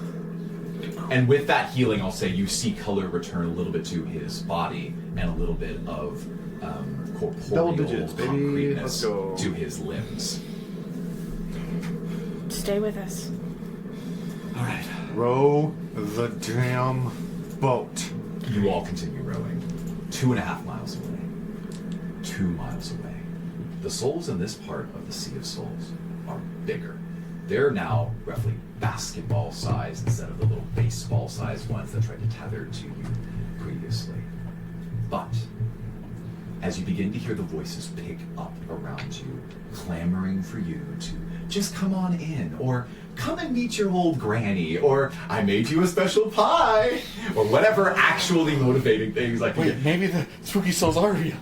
you see one say, Tom, I made you your favorite meat sauce. It's in a mug there at the base. All of you are, you hear two things at once. First, still pitch black, but you hear what sounds like a humming sound.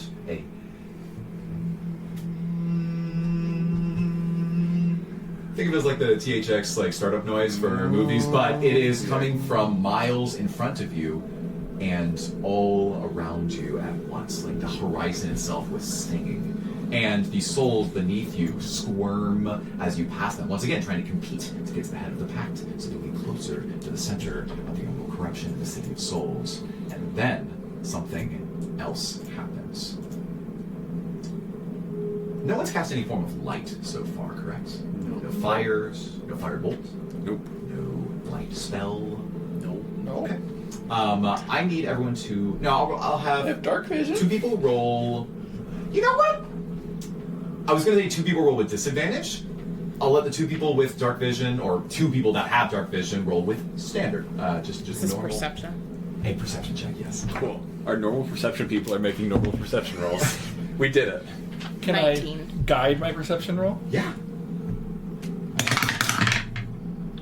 Technically, this is passive and you wouldn't be able to do, but I don't really care. Whatever. And that one. You were guided poorly. What do you see? Me? Yeah, tell me what you see with a 1. The spooky ghost monsters in the water. Yes, you do. Let me. Yes, you do. Yes, you do. You can. You can certainly try to see the ghosts in the water. Harry rolled a 19. I'm just changing it. The music here. I wonder how deep the water is. Shut up. Wait, that's not true. I want to find out. I rolled, 37.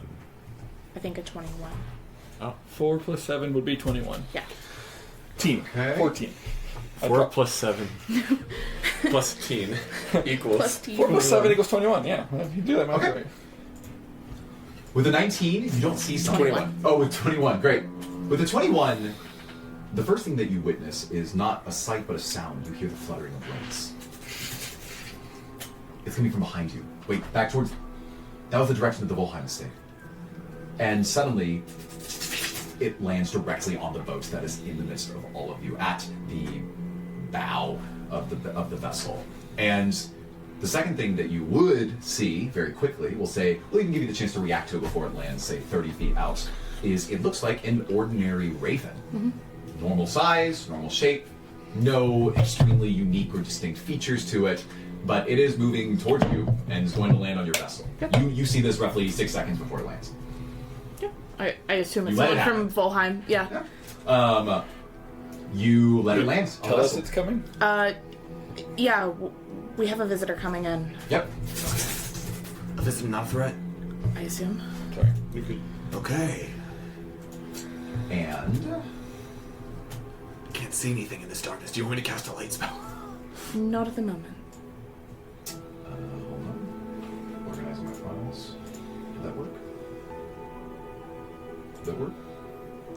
Did it work? I will let you sit in Anticipation. anticipation. Great. Dare. Got him. All right. Now, as this raven lands in front of you, you see that it begins to clean off its wings, its beak pecking at the various sides of its long, ruffled black feathers. It is of an immaculate, deep black coloring. And you only can really tell what it looks like because, well, one, dark vision and they're within 30 feet, but also because of the glinting lights of the souls that are around you. Anytime they make a play on your vessel and you sort of rock the boat away from them to keep them at bay, they illuminate the visage of this raven, who then unfurls its wings and transforms in an explosion of magical light into someone you see before you right now. This raven-winged, goddess-like figure has the long, outstretched form of what to you looks like an ordinary humanoid woman, clothed with very pale skin, black sockets for eyes that look almost unused, and a long, flowing, raven-styled dress. Her now 6 feet long wings stretch out above and behind her as they reach off the sides of the vessel, and she then brings those wings behind her to a close, seated at the front of your vessel, settling it in the waters. These larger spirits beside you that were anxiously or aggressively trying to leap into the ship, they scatter as though she was parting the sea itself. Just you and inky black waters, at least within the nearest 15 feet, as you peacefully make your way, moving forward. She turns to you and says,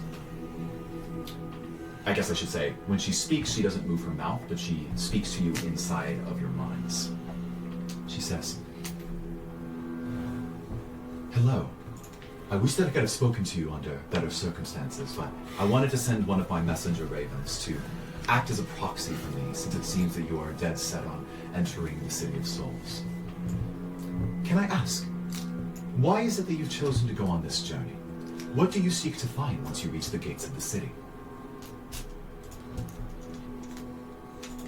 A big old monster. All of you hear this in your minds, but you can infer that everyone is hearing it at once. You can speak out loud if you wish. We are the humble larceners. We're here to steal your monsters away. What does everyone else say? I'll give people a beat to process. A big old beast. Before we answer, who are you? She says, actually, some of you might know this. I need everyone to roll a religion check. With my spellcasting modifier. No, this is literally religion. 10. Okay. 11. 12. 14. Hold on. 13, 13, 13, 13, 13, 13, 13, 13, 13. 17. Who got higher than a 10? Everyone? I got a 10. This is clearly the messenger or So the, you still ask. the visage of one of the pantheon of gods. You can't exactly tell which one. With a 15, you can tell that this is one that is within the realm of Shadowfell, or of the death and of rites of passing, a land that is a mirror image of the material plane, but is reserved for those lost and limboed souls who are moving their way from this plane to the next. Anyone higher than an 8?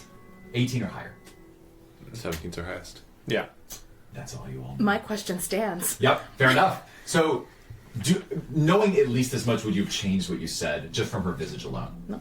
Yeah. So you ask who she is. She says, She's the one who didn't know she's a guy. Yeah, I didn't get any of that information. "Oh, great. Oh, great. So, Oh, cool. So what did you roll? 10. Great. Cool. Yeah. So, she says,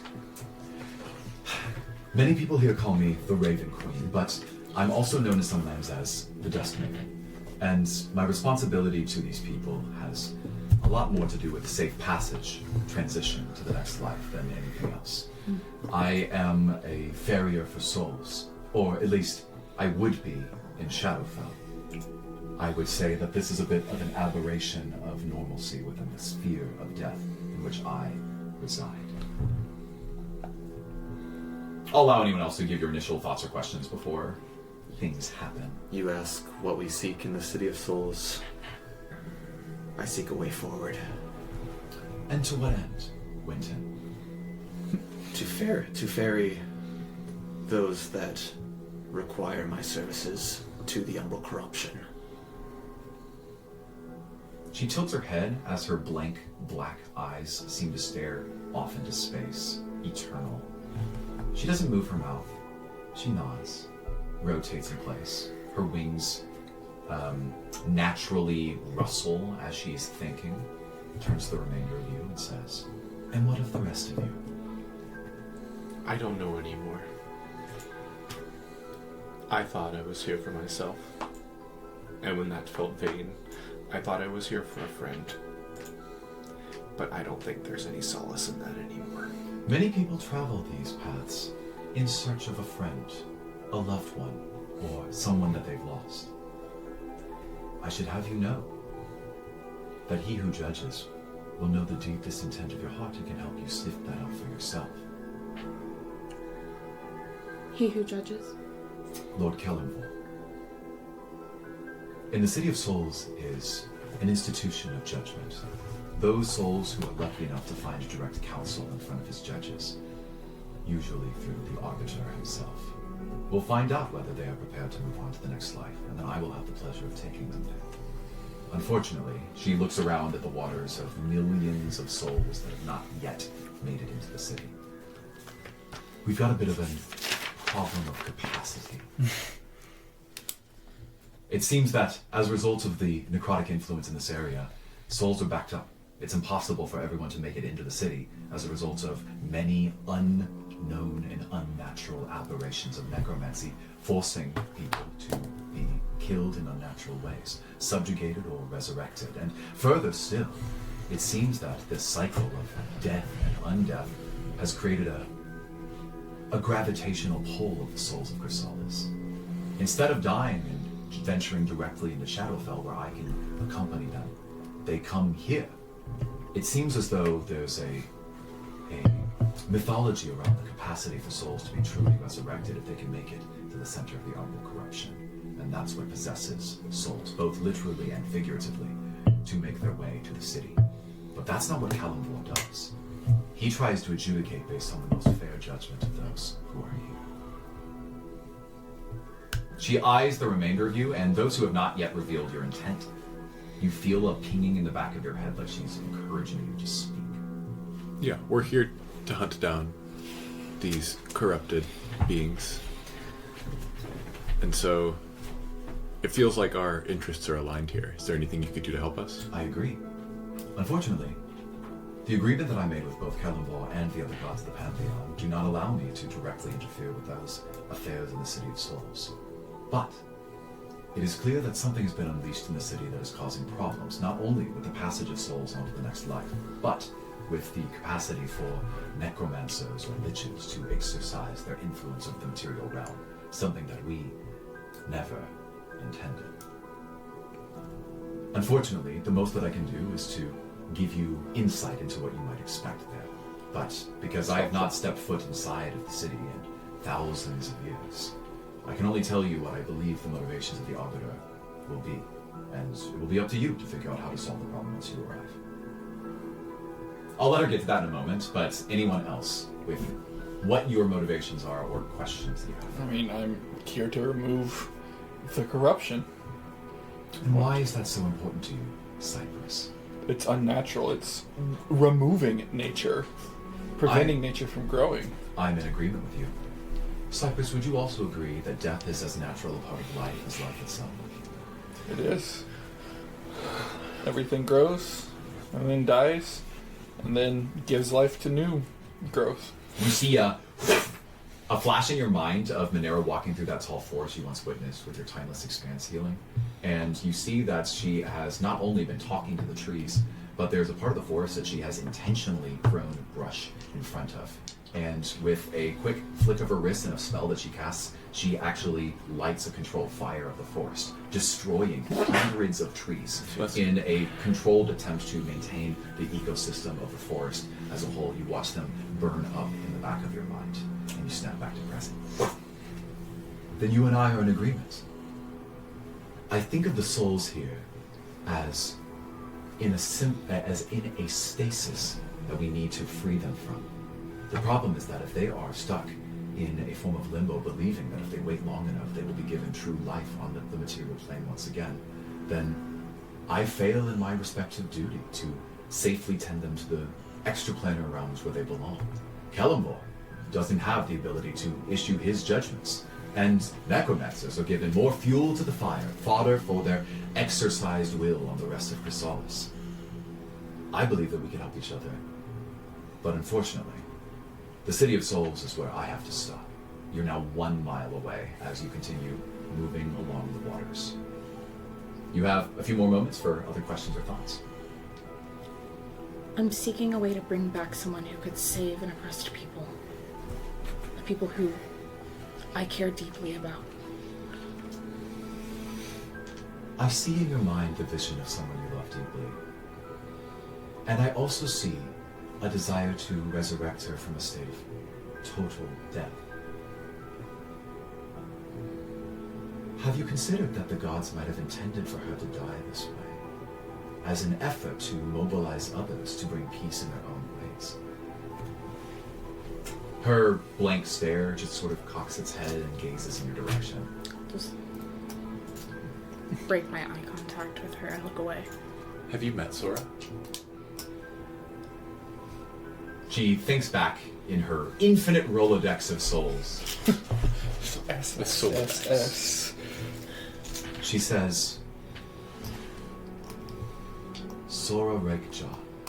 This is who you speak of? Yes. Her blank eyes seem to be rotating in place as she thinks. No, I am certain that I have not ferried her into an extraplanar realm, which can only really mean one of two things. Either her soul has been forcibly captured by a lich or some sort of demi-demon, or she looks around in the sea of souls around you.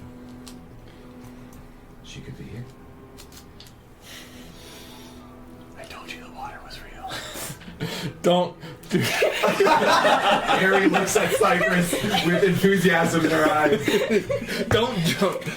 Can you mage hand her like down? Yeah, Yeah, I have. Mage hand is what, like -5 strength or something? I have guess. -1. You could turn her into a rat and you just kind of hold her still. You could do that. That is an option. That sounds humane. But yes, she answers this to you. Either Sora is trapped, her soul has been trapped by something in Chrysalis, or is literally here, gravitating towards the City of Souls. Jumping in is not how we save her. How, if she's here, how do I reach her? Again, cocked expression, sort of emotionlessly thinking. Souls have their way of communicating with us through precious artifacts or opals. It seems as though if she in fact has the power to speak with you, she would have been able to do so, was she free from any other spiritual constraints. Unless you perceive that you in fact were not very close with her to begin with. Do you believe that Sora cared for you the way that you did for her? Ooh, do I? I haven't thought about that. I do. Well, if this is true, then you will either hear from her soon, or she is subjugated to someone else. I'm sorry to be the one to bring this news to you.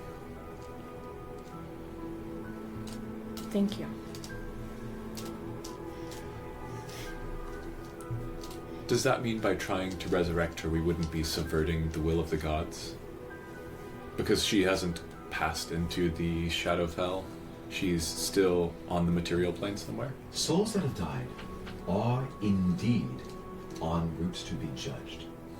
Without that judgment, there can be no balance between the chaotic realm of Shadowfell and the darkness of Shadowfell and the chaotic lights of the Feywild. Without judgment, there is no material realm. Celeborn does his best, I assure you.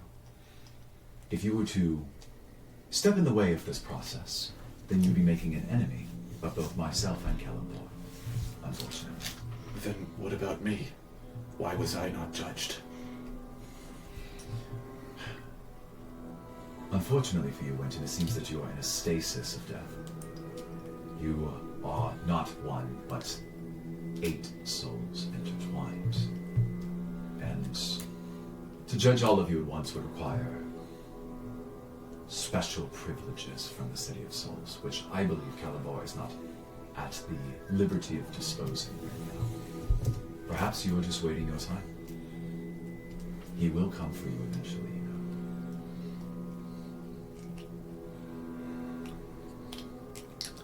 I see.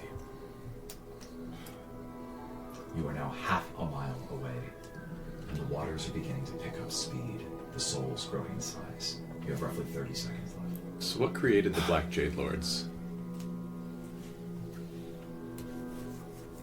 Or the Umbral corruption? That's fine. Pause. Mordecai, did you want to say something? I'm just like, I'm sorry. I've been to the restroom a lot of times. I'm trying to like figure out. So if I ask her like, do you know anything about me, Mordecai Birchwood? Do you have knowledge of what I am to do? Do I have use of anybody?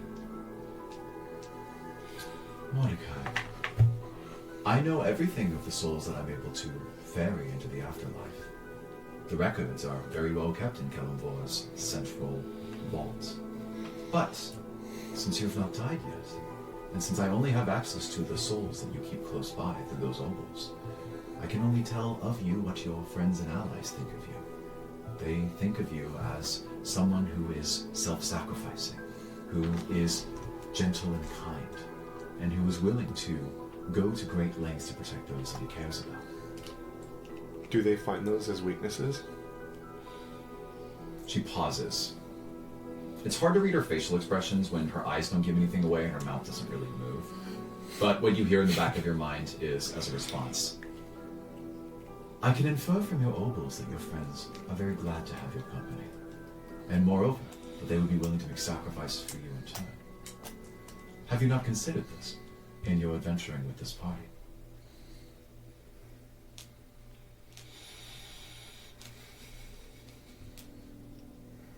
No. Well, it's not too late. You still have your life ahead of you. So, Tom, you asked the question of where did the Umbral corruption come from? Yeah.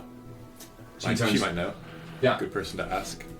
So she is about to start speaking and using words and names that are, if I say the word, it'll spoil something. Otherworldly.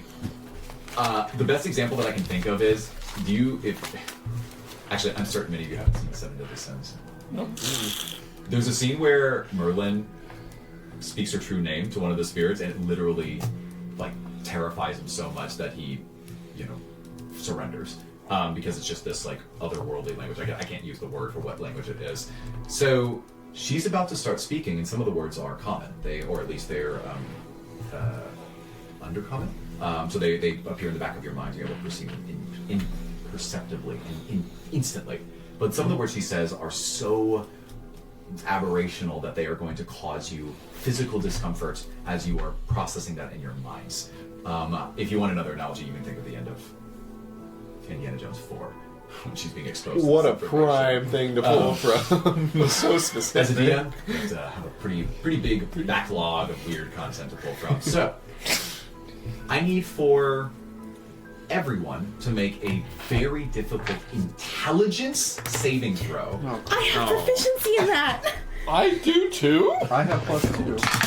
I also have +2. I got 5. So this is really what your mastery was. 25. What the heck? I got a 4. I got a 5. 13. Great. So, You did it. wow.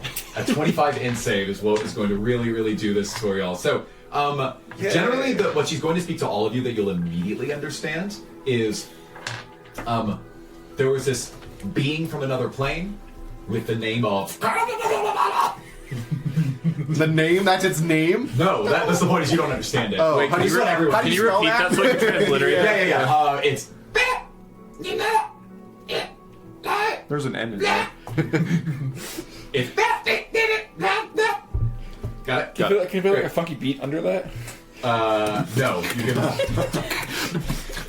Okay.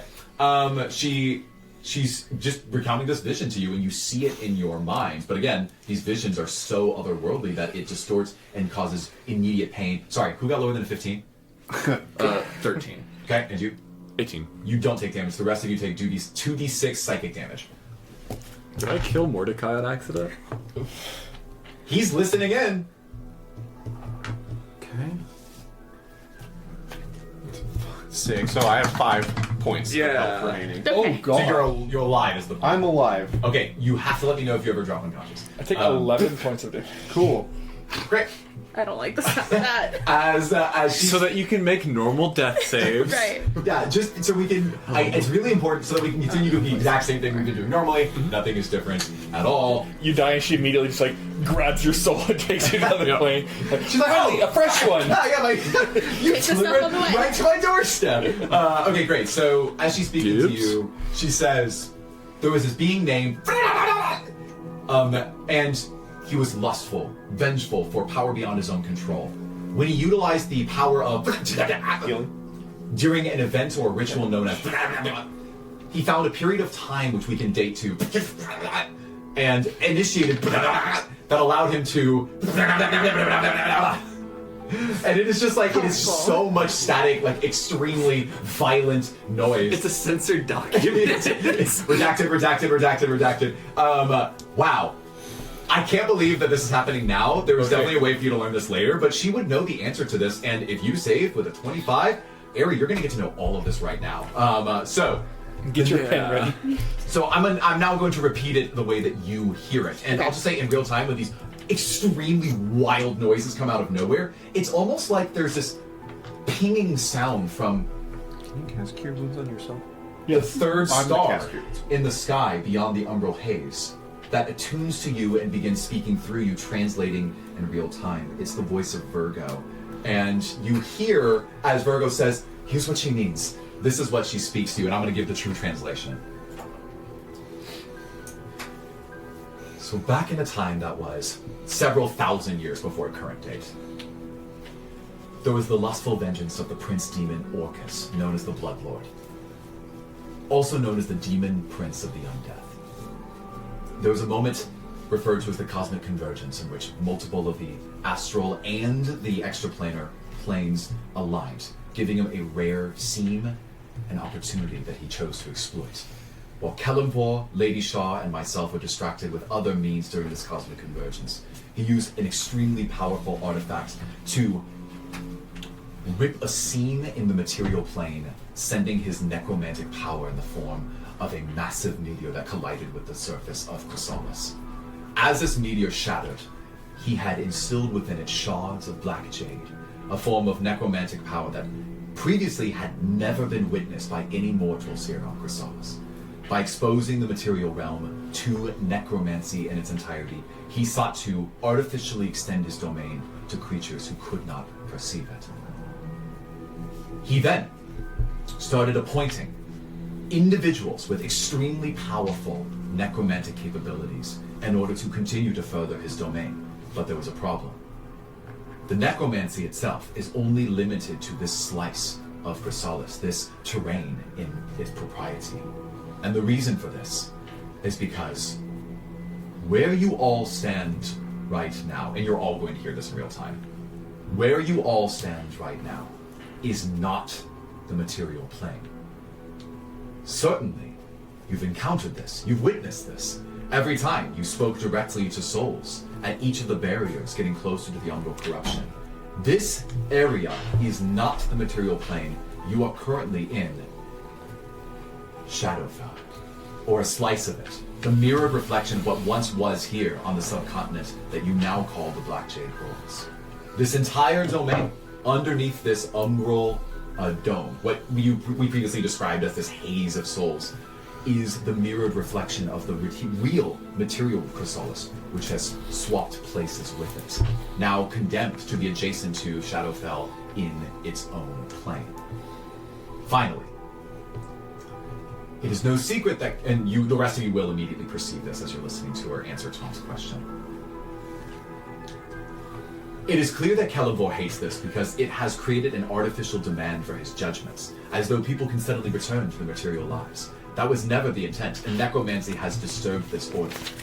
In addition to this, Lady Shaw dislikes the unnatural death, as it is an impediment to people who enter her domain within Shadowfell for suffering and loss.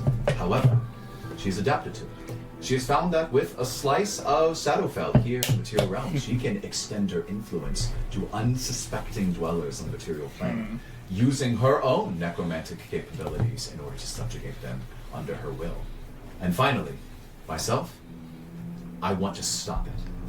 I want to return this land to what it was. I don't want the undead lurking among us. I don't want necromancers perverting what it means to pass on to the next life. But unfortunately, she gestures to the souls around her. I am so incredibly overwhelmed by the volume of souls I need to pass from one location to another that I'm unable to address the problem, as it were. And further still, the pact that Kelemvor Shaw and I signed thousands of years ago, that we would not enter the City of Souls, for it to be a truly unbiased domain for him to work, is something that still affects me today, and I am unable to enter the city to find out what is truly happening at the center of the umbral corruption. She turns back to all of you. I don't know if you're capable of stopping it, but certainly these recent necrotic beasts that have started emanating from this portal, from this umbral corruption into our realm, they are an effort, I suppose, for for Orcus himself, to the rest of you it sounds like, to continue to extend his domain even further, like a virus, spreading corruption to distant parts of Chrysalis, that the undead would continue to rise. Zombies multiplying as they kill, vampires doing the same, skeletons and mummies being brought back after the deaths of normal commoners. As their numbers grow, so too does the power of Orcus. She rests her hands across her lap as her wings unfurl. Well, it looks like we've arrived at your destination. Now, Actually, I don't need to skip this. This could be fun. Aerie can have enough time to relate the most important things that the rest of you did not immediately understand. The name of this extraplanar demon, Orcus, known to many in the Faeronian pantheon as the demon prince of the undead. What happened with this artifact, that he was the one who sent a meteor to collide with the material realm, a place that he doesn't normally exercise control over, and that he typically...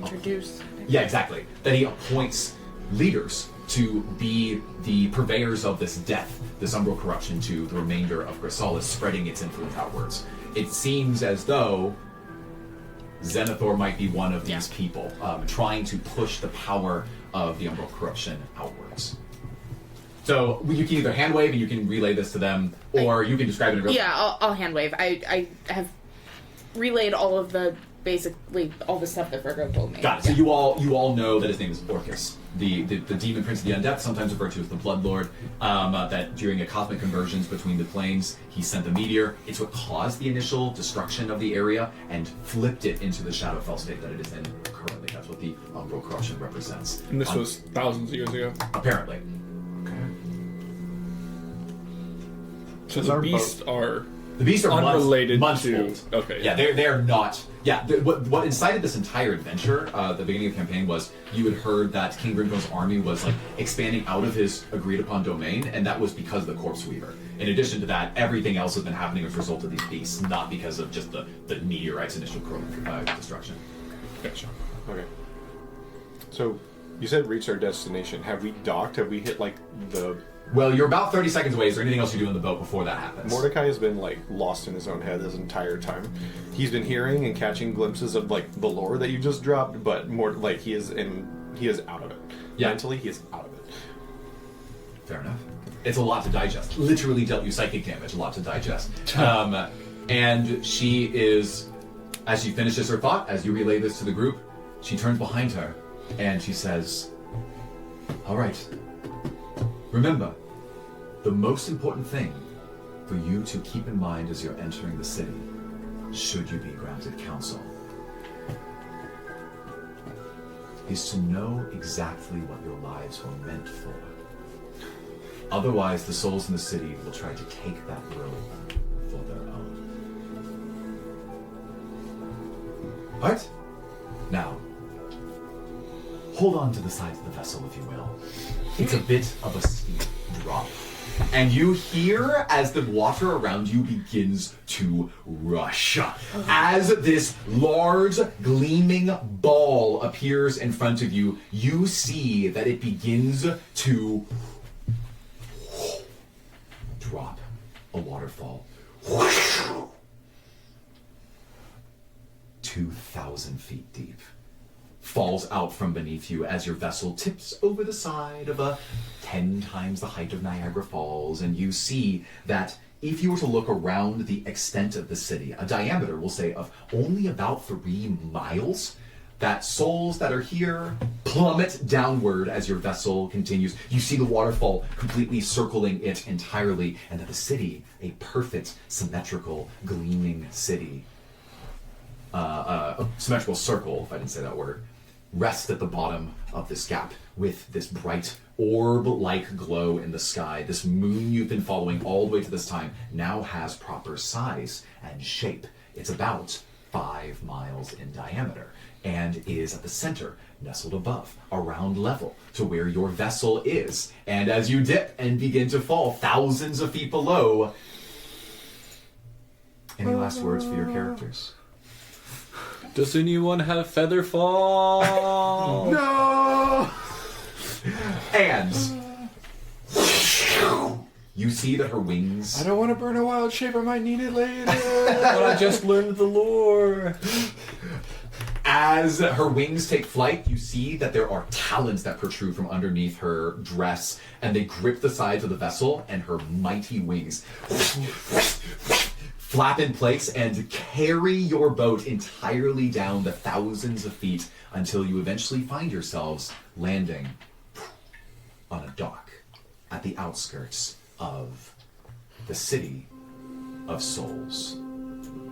Now, if you're looking at the board for an image, we'll put that up in just a moment. But here's what you see on initial outset. You see from the outside tall, golden, translucent gate bars that preclude any souls from getting inside. There is a washing of larger souls at the base of the water around these piers, desperately trying to climb their way in, but every time they get close enough to the gate's pulls, they are repelled by seemingly a magnetic force of radiant energy that throws them back into the water as they wail in both anguish and pain. The city, perfectly symmetrical buildings of a Greek or Athenian or Parthenon style structure with large ornate marbled columns, but also looking a little bit like New York City.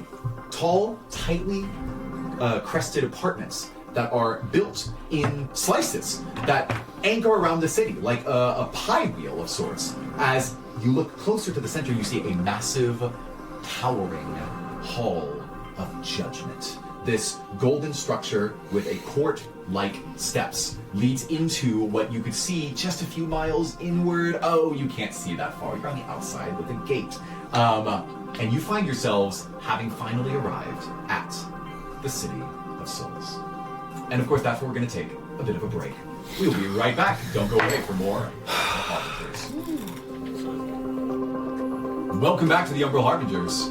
When we last set foot onto the greater land mass of the City of Souls inside of the Umbral Corruption, our heroes stepped out of the vessel, having been basically deposited onto a pier directly in their ship by this avatar or spokesperson for her grace, the Dusk Maiden or the Raven Queen. So, as this is all taking place, as this music swells, you see for the first time the City of Souls proper in front of you, and by see, I mean actually see it. You see concentric circles of gorgeous Athenian-style architecture that are layered with columns, towers, statues, works of art going throughout this perfectly symmetrical circular city that sits in the middle, surrounded by waterfalls about 1,000 feet tall, and with a large, moon-like 5-mile diameter glowing orb, only about a mile overhead. It's eerily close. If only you could reach up and touch it for yourself. The rest of you have now landed, and there are these giant golden bars that are separating you from the interior of the city. You see that there are souls around you in the waters, large ones that survived the fall from the highest heights of the waterfall and are now wrestling, trying to desperately get into the city and are unable to do so. And in the water, there, at the base of the waterfall, it glows. There's a shimmer. There's another one. There's more. It's deeper. In the water, beyond the souls there, you see thousands of black jade shards. Some small, about an inch in diameter, would only cast a cantrip of necromancy. Some larger, a level 3 spell. That could be Revivify, maybe a tier 5 gemstone. You might find one right over there. Or wait, maybe there's one big enough for true resurrection. They're around you. It's hard to know for sure which ones carry which spells. That's part of the world of spellcasting in Chrysalis. But these souls angrily fester around these gemstones, trying to pick it apart to see if they can find anything inside of it. And then when they reduce it down to mere ashes, they swim on, hoping to find recourse in another place. These are in the waters behind you. The city lies in front of you. And in front of the gate is an individual. They are simply a satyr-like figure, so this is like goat feet and a goat head, with small horns, 2 of them on either side, and they both stand regally, wearing some pretty formal attire or robes, looking at those of you who have just docked, but not responding in any way. They would await for you to approach before they would speak. You're about 40 feet away right now. So where we docked, is there like a beach like with rocks? Does it look like, like kind of like a coastal kind of area? No, I'd say it is marbled stone walkways up to wooden piers upon which your boat sits on top of. You've been placed directly onto it. So there's no like crates or anything nearby? No. I don't care. I walk up to Winton. Winton, give me your mace. Okay. I grab the mace. I take it out of my belt and hand it to him. I don't say a word. I'm dragging this mace. I take my bag, I take the camera, and I put it on the ground. I'm going to smash the camera. Ooh. So it's off, meaning that Yeah, it's someone off, I know. really in won't be able to hear what you're doing. If he did hear that you intended to smash it, he would have some choice words for He you. didn't know. That's been off. Okay. I put it down. You have it. It's right there. I'm going to smash the camera. I use the mace. Make an attack roll for me. +3. So just a d20? Mm-hmm. Okay.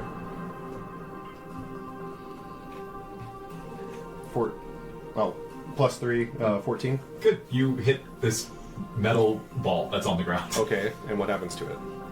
Oh, you want to know what happens to Yes. it? When you shatter it. Okay, sorry, I gotta go back in my notes. Fast. Oh, yeah.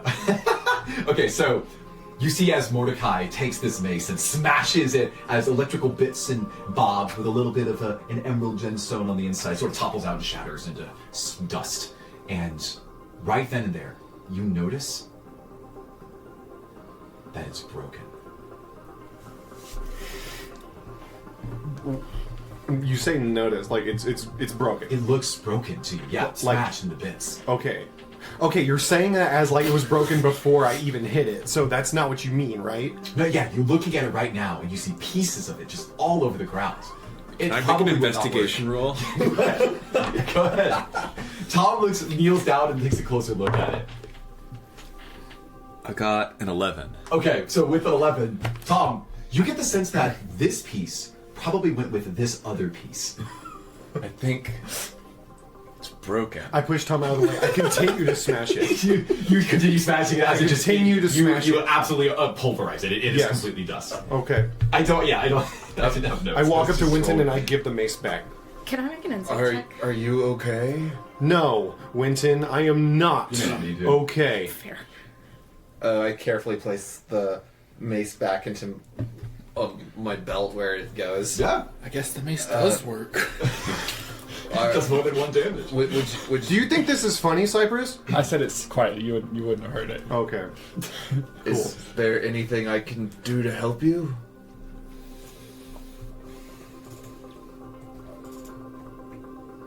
No. No, Winton, there's nothing you can do. Okay, I am gonna make an insight check. Do it. Nat 20. Tell us What are you What you doing? feeling, bud? What you feel, bud? What am I feeling? But the 20 you might as well tell her everything. I know. Where do I begin?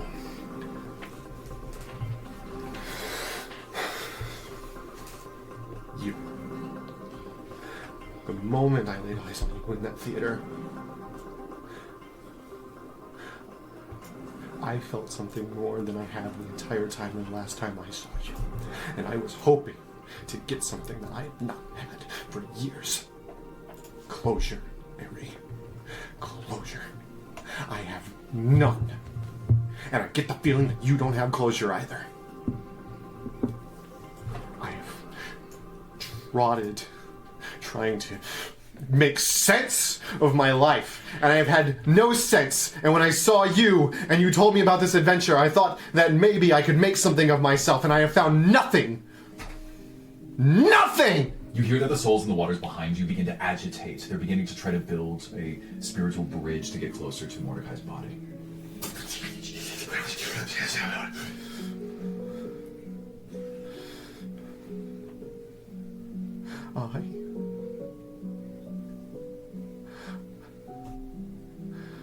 From what everything I have heard now and seen, it was just fate that you saw me, that we happened to meet up. I tagged along because I wanted to be with my friends again and feel some kind of maybe nostalgia, but there is no nostalgia here. I thought I was here helping you this entire time, and I've started to have doubts about that. What am I helping you to do? And I know the answer. You want to bring her back. Believe me, I've wanted her to come back too. But I want to know why. Not from love. What more practical reason? We have seen death everywhere. Why her? Why her? We've lost so many others. Why her? Because she was in charge?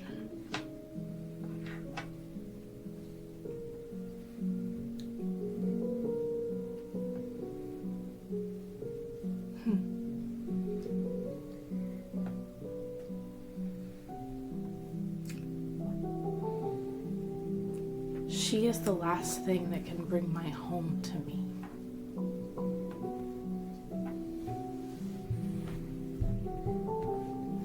She is the last thing that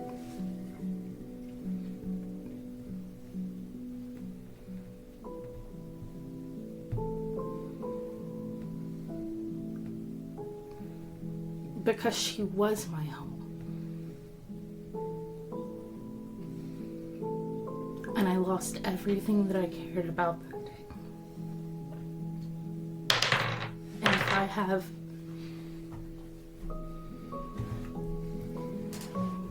half a chance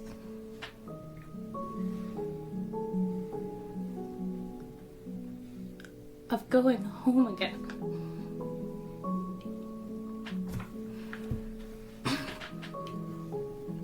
then I'm gonna do whatever it takes. And I'm sorry if you don't find closure in that. But I'm looking for my own closure, not yours. I didn't ask you to look for mine. But unfortunately, my closure involves you. And what do you want? What can I give you? To drop this reclusive bullshit act of yours.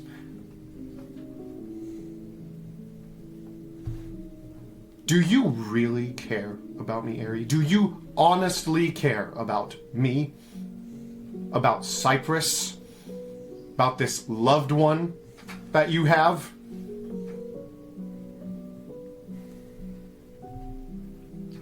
I'm gonna pull my dagger on him. Mm-hmm. And I pull my rapier. The rest of you see as these two stand off, the souls agitated behind them, building in force and momentum. Mordecai, if you ever suggest that I have done anything but given my life to the people that I love, that I care about, to my people that I have a duty to, I will end you on the spot. That will be your last breath. Do you understand me? And I suggest you choose your next words carefully. Winton puts himself in between the souls that are building up and everything that's going on. We'll get back to that. Mordecai drops his rapier. I don't move. I know you better than that. Do you? I know you better than to drop the dagger. You want a truth, Ari, and I'm not expecting to change your mind. I've looked up to you more than I did her. I know you. I know how hard it is to let go. You were once my home. You and Cyprus and the others were my home, and I lost it. I understand you. I do. But just because I need you to know this just because I'm not going to every possible length to change it and revert it back does not mean that I care any less than you do. Mordecai slowly takes his hands and puts it around Aries' hand and wants to bring down her arm. Can I roll a wisdom save? Are you attempting not to be persuaded by his words? I am attempting to let him overpower the pride and wall that I've had up. Oh, yes. And I'm fighting with myself on that. Got it. Okay, I've got this. So, for you, I did it the other way this time. For you, Mordecai, it's just a persuasion check. But wait, don't roll. I'm not. I'm just pulling it up. I think it is more exciting if we reveal what the role is to beat. So generally, when you have a viewpoint and you are defending it against someone else, you are. If it's a matter of insight, then it would be a wisdom save. That's why a lot of things like charm or fear, those are wisdom saves. I think it's funny, we were just talking about this downstairs. I think this is a charisma save. So what I'm gonna have you do is we're gonna have you roll the wisdom save, and you just need to beat it, not tie it. You need to beat it. Got it. Charisma save. What's better for you? It is a crit fail. Oh, And in a moment of weakness, Aries. I also crit failed. Wait, okay, hold on. Can we What just happened? Wait, how does this work? Because Both normally, break down crying. Honestly, no one's heart's changed. So so then let me play this out a dozen different. So I grab and I think we both see the just absolute heartbreak in each other that we're having this moment to begin with, and we both collapse to our knees while I'm still holding on to the hand that you have the dagger pulled on me. I mean, the scene writes itself. The three of you remain as you see the two of them basically collapse onto the ground in their own thoughts and possible tears. I don't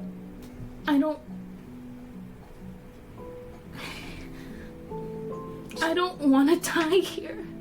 I don't want to die here either. But I don't know what's left for me. Why do you think I bashed that stupid camera? I don't know what else is left for me either. Mary, by my better judgment, I did not stay behind at the Volheim Estate to say my last goodbyes.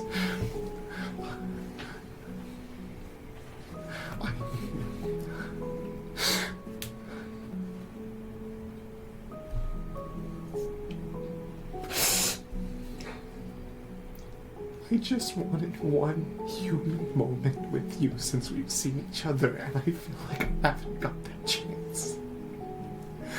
And I've been respectful and I've been courteous to it, but I'm just at my breaking point because I feel more weak than I have ever felt in my entire life now.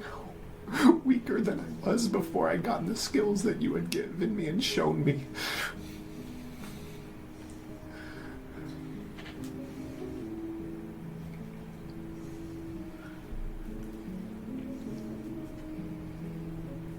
It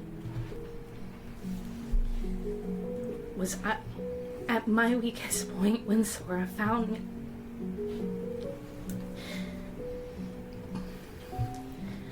And I'm just trying to find that strength again. I think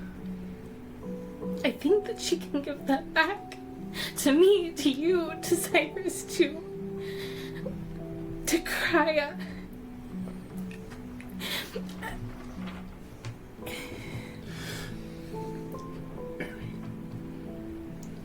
In the weakness that I felt since not seeing you again, the adventure here onwards, And maybe it's been shrouded in some kind of mystified way of me not knowing your true intentions, but then learning more and more as time goes on. I can't have the strength anymore to hide it, how I'm feeling. This is what happened that day. I know you don't believe it, but I can only tell you, as someone who knew you well, what happened that day.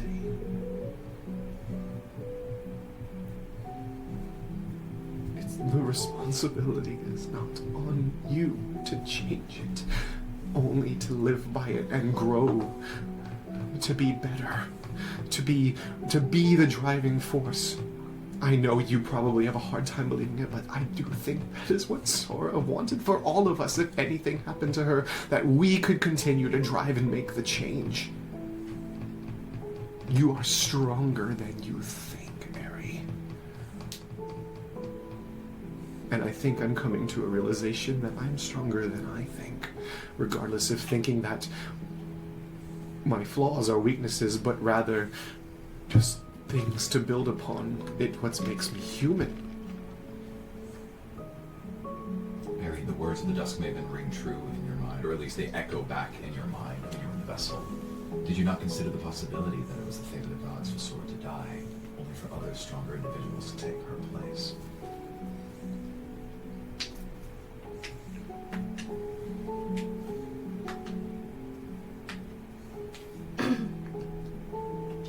You came seeking closure.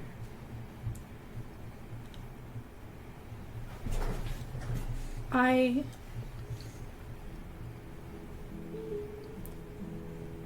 also need some sort of closure, even if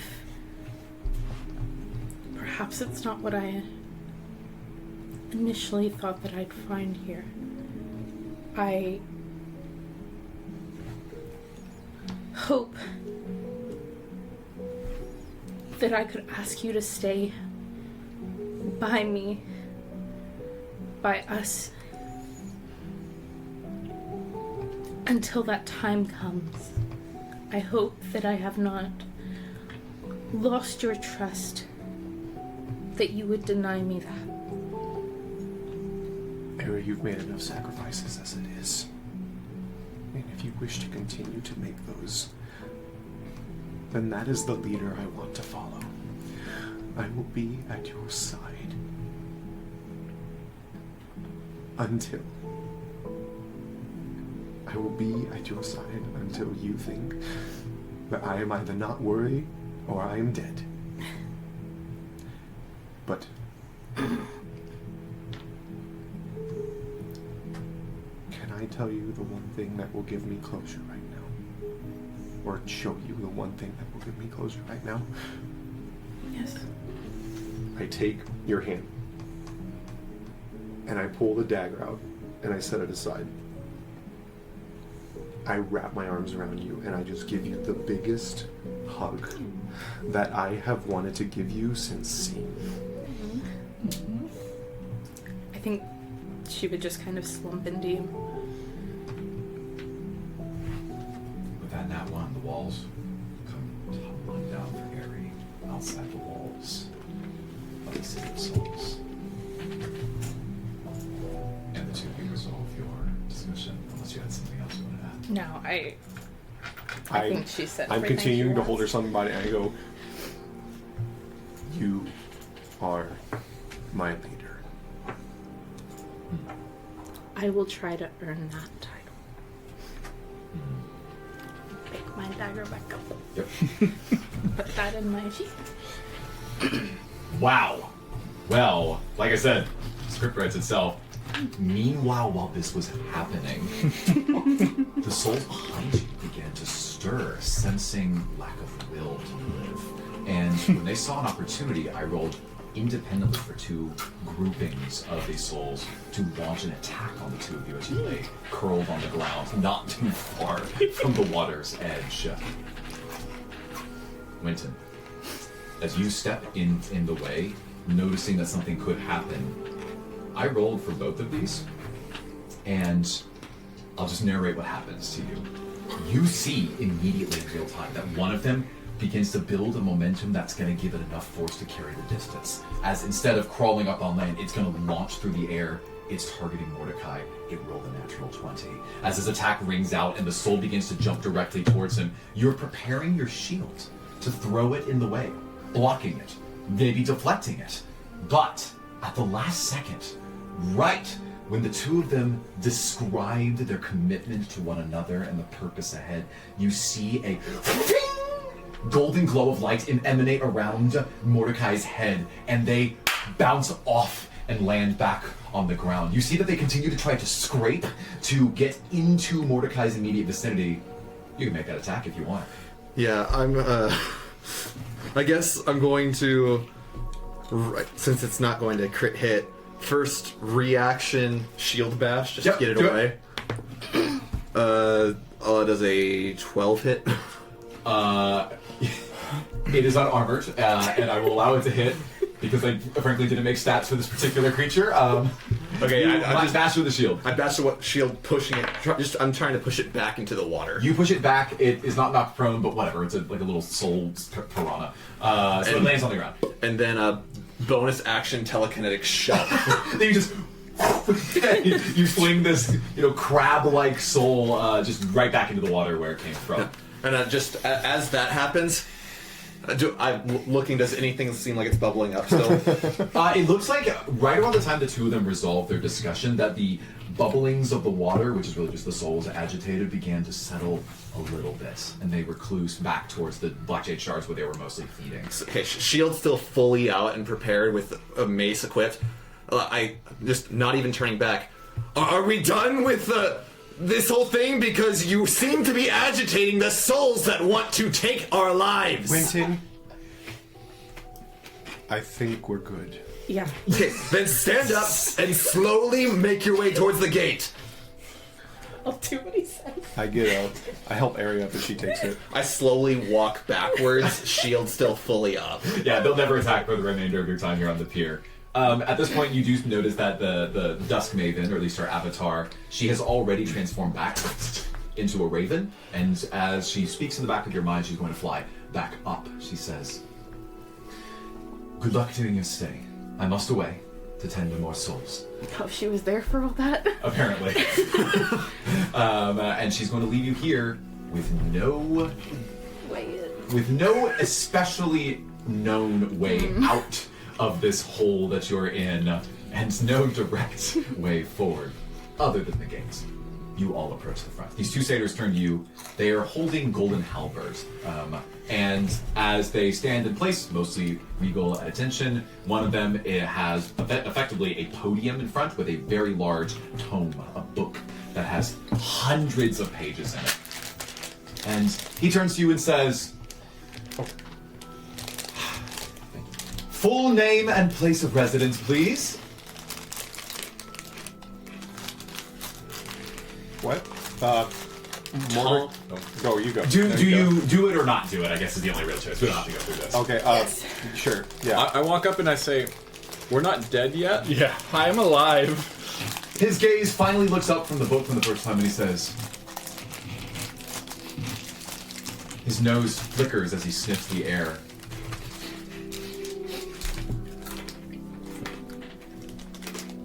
"Well, you're not alive either." That's fair. Winton, Mostly alive. I guess from the back he walks up front. I'm only mostly dead. What about Winton Rocher and guests. Is this how you get into heaven? You just went to I got some friends. So, I have 15 guests. in my plus 15. Oh, I thought we were the guests. Oh no, I've got 12 others. He was the afterthought. You're included in the guests. Okay. So he looks at the tome. He looks at you. He leans closer. He starts to sniff, and then he, obviously, you can tell that his sniff is being directed towards the necklace that's on your chest. He then says, "Oh, okay. We've got a lot of paperwork to do. Let's see here. First, how many of you have actually definitively died in the material plane? I raise my hand. Anyone else? Good, let's start with that. He died in the Umbral corruption, which is... Oh. I guess it is part of the Shadowfell that is now in the material plane? We consider all those who died, whether or not they are in the material plane or not, to be dead, provided that they were originally born in the material plane. Hence why I ask your homes of origin. So, I see. maybe we can skip the trivialities. Are you all indeed from Chrysalis proper? Yes. Yes. Yeah. Regions? Ruby He's just pointing, Empire. he's just pointing fingers. Sapphire Amethyst Scholars. Kingdom. Yeah. Opal Kingdom. Sorry, that's not in my notes. Was it the Opal Refuge or the Amethyst Kingdom? I guess I was born in Amethyst Kingdom. Okay, and you? Emerald Egalitarian? Alright, good. That all checks out. The other guy turns to you with his halberd and he says, alright, second question. I guess we'll start with you then. How did you die? 3 arrows to the chest from a bastard. Sounds physical to me, nothing spiritual about it. Yes, that will do. And for the rest of you, how did you get here in the first place? On a boat. Yeah, I saw that. But how are you granted permission to be here? Most people don't. Most people die before they get to the second layer. I'm gonna hold my.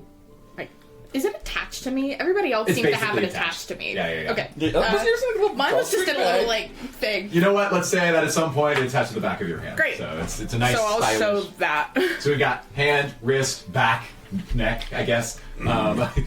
Just some ice showing off. So you're going to show your shards. It looks like nobody's. Is anyone hiding theirs? I don't have any I know. shards. I'll get there. Mine's very much just on display on front. I don't try to hide this Cool. shard. So he's going to examine those and he says, right. What was the spell called again?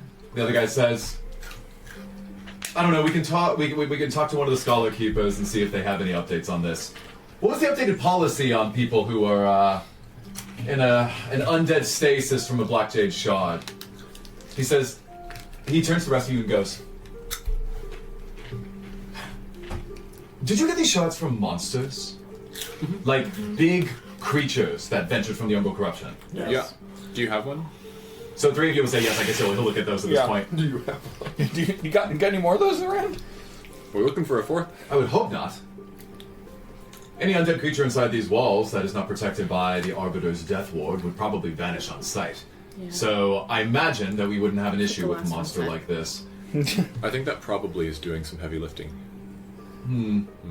Well, I guess since we don't have an update on the policy about these particular shards, we can let you in for the time being, and then we can let the Arbiter decide if you're going to stay or not. So you're freely permitted at least 1 day's stay here, but you might have to be rapidly escorted out if we come back to the policy and decide that you are in fact not officially dead.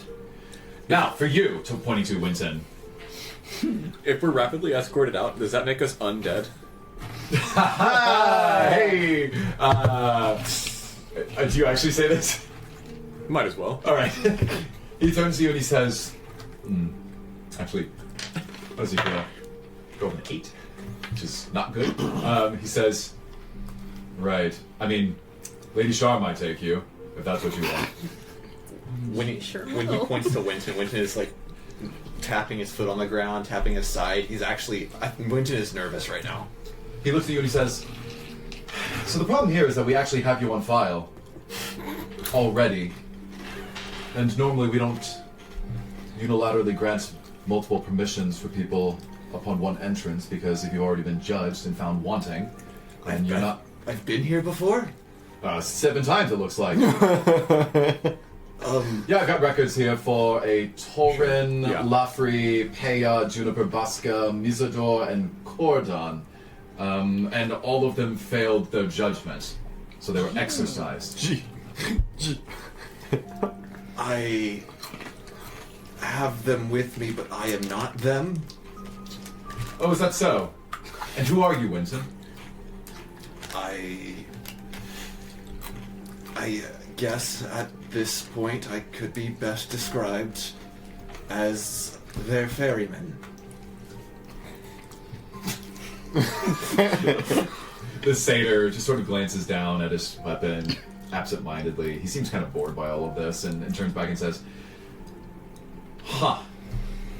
Well, just like all the others, we don't have an official policy for someone who has been 7 times condemned returning to the gates. Normally you just disappear. So you can tell your friends in there that they're not welcome, but if we can find a way to remove them, then we're going to do so immediately." All right. He kind of taps you on the back with his halberd. He's like, he's ushering you like a stick. You can go in, and the other 3 of you as well. As you're walking forward, he puts a hand up, or rather one of his hooves up in front of Mordecai and says, "All right, hold on. Stop there. I don't sense any death on you at all." Does emotional death count? His response is, he seems very straight-laced, not very entertaining. That's rough, buddy. He says, "Not unless it kills you."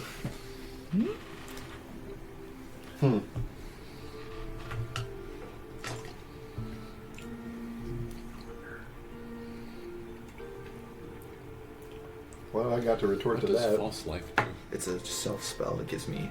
No, it's only self. He says, "If it would help you, I could just kill you now. That would give you, say, permission to enter." No. Are you certain? He raises his halberd. No. It's fine. I don't. At least I don't want to go out on those terms. I think I've kind of come into myself again recently. I know that probably doesn't care too much when our opinion on it, but Nope, not really. yeah, no, I figured. Really, there's really the living can't enter here.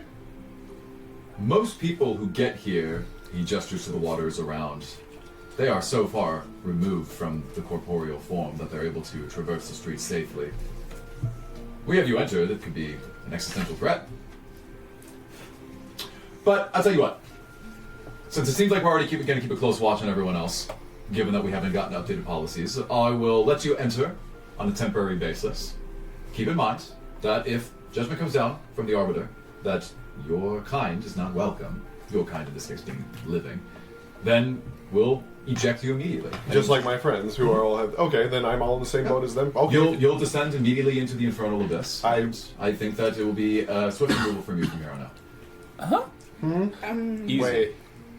Infernal abyss. I thought you said we just leave through the front door, like where we came. No, I meant swiftly escort you out of the material plane. Right. Yes. At this point, Well, with them I think with them talking, with them kind of. Would you be pushing- willing to escort us into the ethereal plane? Well, you would enter one of the aspects of the ethereal plane. Sure. He really is just so. It's just like very, very straight laced. Has no emotions whatsoever. So, just keep these things in mind. You enter the city. You are under the graces of the Arbiter Axiom himself, and if you slip up while you are there, or draw too much attention to yourself, there is a chance that his bureaucratic process might be expedited on the policy regarding those with multiple souls or of a temporal undead stasis. Being all of you, of course. So And you, Mordecai, you'll just die with him. Understood. Okay. Understood. Tut tut. Here we go. And he stamps. He stamps his book and flips it to the next page, just sort of absentmindedly waiting. You can already see that there are, through the gates, there are all these souls that are moving around in the streets, and with a flick of the wrist, a flare of light magic shoots directly upward into the skies, and you all step into, directly, and finally, the kingdom of souls. Here's what you see.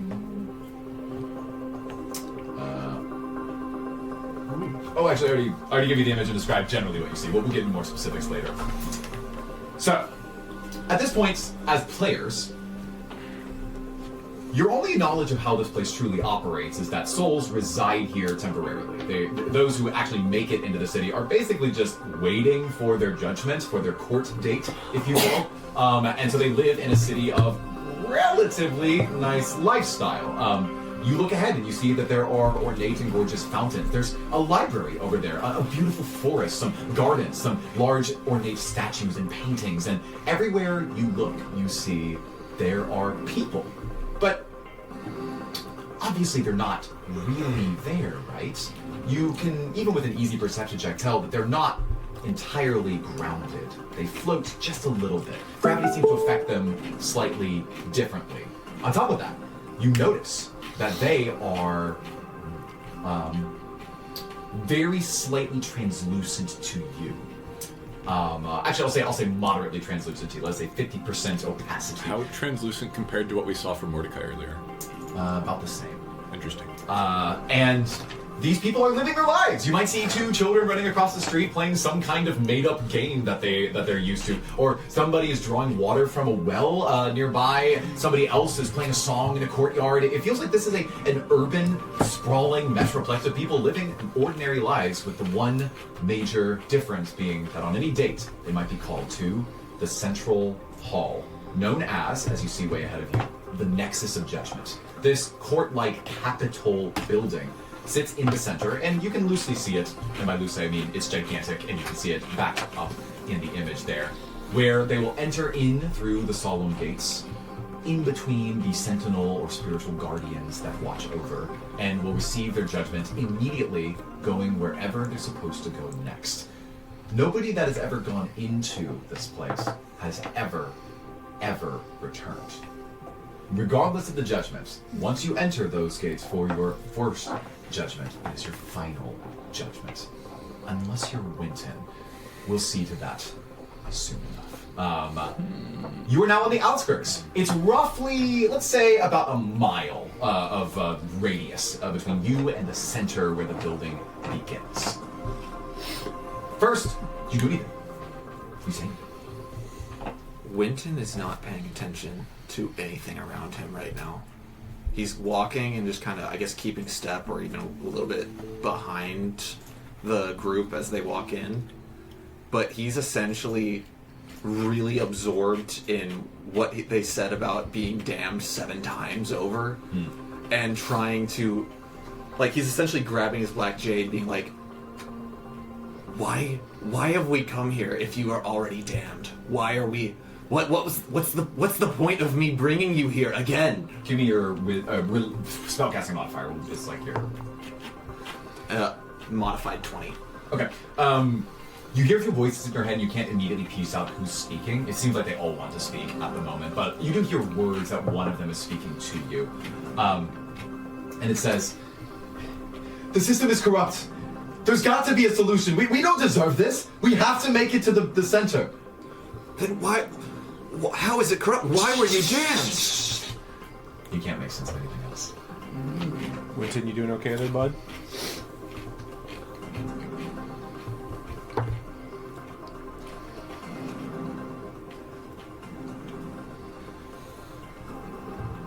No. No, I am not. Are you mocking me? No. I'm at this point when you say that, my hand comes off of the black jade and I just look forward and I'm staring at the courthouse and I begin walking. It's time to charm. That does not help I somehow doubt that. with the fact that I have apparently been helping 7 unwanted passengers who have been drawing me to a place where they have already been rejected from. And I'm still walking. I'm beginning to like speed walk. I don't care who's in front of me. I'm getting through to this courthouse. Sure. So the first thing that happens is all 5 of you are going to enter the front gate. And previously we've described that when you entered a new realm, there was this large and black haze that's in front of you. This was the opposite, a very bright white and golden light that you have to penetrate with your bodies in order to make it to the other side. And when you do it, this time, instead of souls Gain around max you... HP? Haha, you wish! Instead of souls around you making up the barrier, desperately clamoring to get your attention that you might maybe carry out their wishes. No, those are in the water. Behind you, the souls inside of you begin to pull themselves up to rip them from your conscious so that they can occupy the streets of the city themselves. I need everyone to make a very important wisdom saving throw. Hey, wisdom saving throw. Yay. Plus. I'm looking mine. How's a 10? How's a 24? 24? Angry Winton. Nat How's a- 20. 24 from a regular comes cypress. in clutch again. Do you go from a 1 to a 20? I went from a 5 to a 20. That's pretty good. So- So let's start with this. Those with higher than a 15. Higher than 15. Oh, okay. Winton, Airy, and Cypress, it looks like. Cool. So you notice at this moment that one of the obols that you've been keeping a strong memory of, it begins to basically pull from the back of your heart, technically. Canonically, it's from your soul. But it begins to pull from you your memory of them and materialize them into a soul that's trying to eject itself from your body. You sense these thoughts of someone desperately trying to enact their will by freeing themselves from you instead of possessing you. And at the last second, you get a grip on them, spiritually speaking, and you suppress them. You say, "Get back in your place." And for you, who are these souls that you're suppressing? I'm gonna say it's Zinni, and he would be mad at me if I let him free in the middle, the deepest part of the Black Jade Lords, and because of that fear, I nope. I think that's fair. This is Aegon trying to see what it is that I've brought. Forbidden him Hey, from what's coming going on to. out there? Yeah, absolutely not. Let me out. I want to punch some crabs. I'm gonna polymorph him into a crab next time I see him. Winton, who is Hear it? that, Logan? I'm coming for you. Ruby Empire Scout leader, Caesar. You see Caesar saying, "Everything's scary here. I gotta get out. Let me out. Let me out. Let me out." I metaphorically punch him, and just essentially, he gets in my way. I punch him. Shut up and let me go to the courthouse. You subdue these souls. Tom and Mordecai. Hey, Tom, remember when you wanted to restrain a ghost? How'd you do this time? A 10, right? Yeah. Both of you choose. Which of your obols is going to manifest itself? It'd be Adia. Yeah, it would be audio. Do I still have Setharoth? He's there, yeah. Okay. You thought that he had escaped you, but I guess I'll reveal this to you now. It was just it was an invitation. Oh. So I have to have one of my two. Okay. Alright, so long, Setharoth. So technically, the characters aren't choosing; it's really the players that are choosing. I'm just giving you some agency. So immediately, Tom, you see his body convulse in place as a soul physically and visually ejects from his mouth, and on the ground in front of you, head to toe, in this semi-translucent form, you see the image of Audia Weaver from the Lunar Conservatory, and she turns to you, and immediately she vanishes away, dashing as quickly as she possibly can, and then phasing through the walls of a nearby building, completely undetectable and now set free in the City of Souls. Huh. I'm assuming the She's same goes for me. theoretically still alive, yes? Hard to say. Fascinating. Mechanically, Tom, you can no longer access Audia as an obol for those purposes, and also you forget most of what she taught you about the Black Jade shards. Other than those that are in your notes, which you have. So which I guess is most of it, but technically you don't have as many of the memories of you have. I would have to reread it to Yeah. be able to access any of that. Mordecai, Yes. this is Setharoth, correct? Mm-hmm. Setharoth ejects from your body and says, "Ugh, I'm getting out of here!" And he just starts dashing like a madman until he disappears across the courtyard in a fountain. Alright, cool. Later, Seth. Both of you lose 6 max HP. How are you looking? See, the thing about max HP is if you're permanently damaged, you don't need it anyway. 22. You taking damage since your long rest? Yeah. Oh, that's right, because you failed your initial roll. Oh, you've taken damage. Sorry. This is the same guy in session 3 who said, "I've basically taken the negative damage since the start of this campaign." I did. It Personally. turned. I took that personally. Am I the one with the lowest amount of hit points? Like max HP, 22? Maybe. Max HP. Let's compare. 27 for me. Okay. 39. Max HP 63. You still have 63 max HP? Oh yeah. All right, I trust you. Yeah, so I've lost half of my max HP from 44 to 22.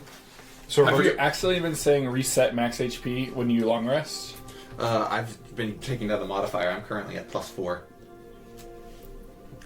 +4 from your starting condition? I'm Yeah. so confused. You So you also have -2 22 every hit single points? time. Yes. Oh, so as he's been leveling up, he's just been getting ridiculously more HP. through I'm okay leveling with up. that. That's intended. But the. So he only has 4 bonus. I guess you just haven't HP. failed those wisdom saves? No, I've been doing Oh, great. really good with those He's a wisdom cleric. saves. Oh, then there you go. Okay, Plus 4 wisdom, plus 3 con. I was remembering Yeah. you failing those, but I guess not. You I have a definitely- +7 to my wisdom That save. should make it statistically improbable for you to fail those. Okay, cool. So let's get back into it. You see that these souls have just run and joined the masses, and they're almost indetectable, simply because they look like ghosts. In fact, let's go ahead and show you what's immediately adjacent to you, the building that Audia dashed into and disappeared within. So, here's your description. Nestled on the outskirts of the city, giving the image, that's the interior. I guess The if you go Volheim in, I'll show Estate. you. You see a sign for something called the Vault of Epochs, Epochs. Is a grand library turned into a sanctuary housing artifacts and relics of time. Its architecture is a blend of classical elegance and mystical engravings, and has multiple pedestals of artifacts that it exhibits on the ground floor and in reserved vaults. The air inside hums with a temporal energy, and the walls are lined with books that whisper secrets of past and future to those who listen closely. I'll stop there because you're technically on the outside. I'll just show you anyways, because this slightly shows what the visage of these ghosts is kind of like. It's impossible to perfectly capture this imaging that I have, imagination that I have of them being like 50% translucent, but we're going to say that this is a good representation. So, can we walk through walls? If you say that out loud. Have we've been able to like interact with the floor, I imagine. Like, our feet are touching the floor. yeah. Yep. Okay, Tom tries to walk at a wall. Yeah. So I guess this wall, the Yeah. wall leading to this Yeah. thing right here. Cool. So the rest of you see as Tom is basically just taking just bold-faced steps in the direction of this what's it called, the Vault of Epics. And the moment that his body, Wait, let it happen. I want to see what happens. yeah. I mean, he's just sort of casually walking, and then you see as his body disappears behind the stone as he completely phases through the material of the wall that is there. What they didn't know is I casted Blink before I... Great, me too! Full spray. You should be a magician. That sounds like a Wile E. Coyote That routine. would be so funny. Yeah, It's true. Walk through the walls. Follow. I'll follow you. I'm following. What are these- You've all walked through the wall of the Vault of Epics and are now standing inside of it. Yeah, I'm trying to figure out what this is made out of. Like, this is a very... It's strange because it doesn't interact with ghosts, and it doesn't interact with people. Mm-hmm. I don't even know what that would be, like an Arcana check to You see or an that there are investigation? people that are entering the front door and walking down the steps like you would expect in a normal library. Opening the door, closing the door, holding books, walking down staircases, holding onto the railing. It seems like all the other ghosts here are just sort of interacting with it normally, like it is of material importance to them. Okay. Checks out. Okay. As you stand inside the entry lobby, you hear one specter speaking at one of these front desks that you would presume to be a checkout counter. They say, "Awesome, thank you very much.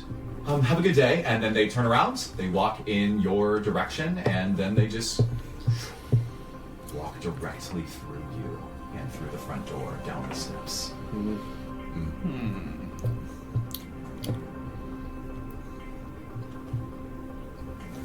I think Tom would go for a look around. Yeah. It's cool, it's a library. Take a look around. I imagine I can't touch anything, so I couldn't take a book off the shelf because my hand would pass through You it. reach for a book Yeah. through your So hands. Tom goes and reads over some people's shoulders. Sure. So I'll go sort of read the remainder of this as it might be helpful to you.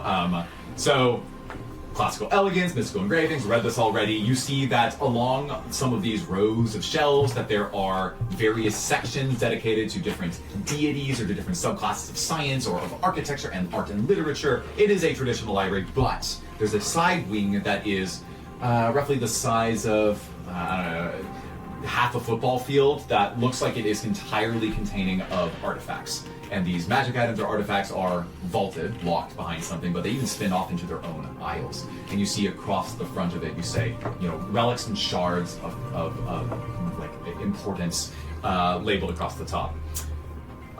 You see towards the middle, ghostly scholars are there, led by the ethereal librarian.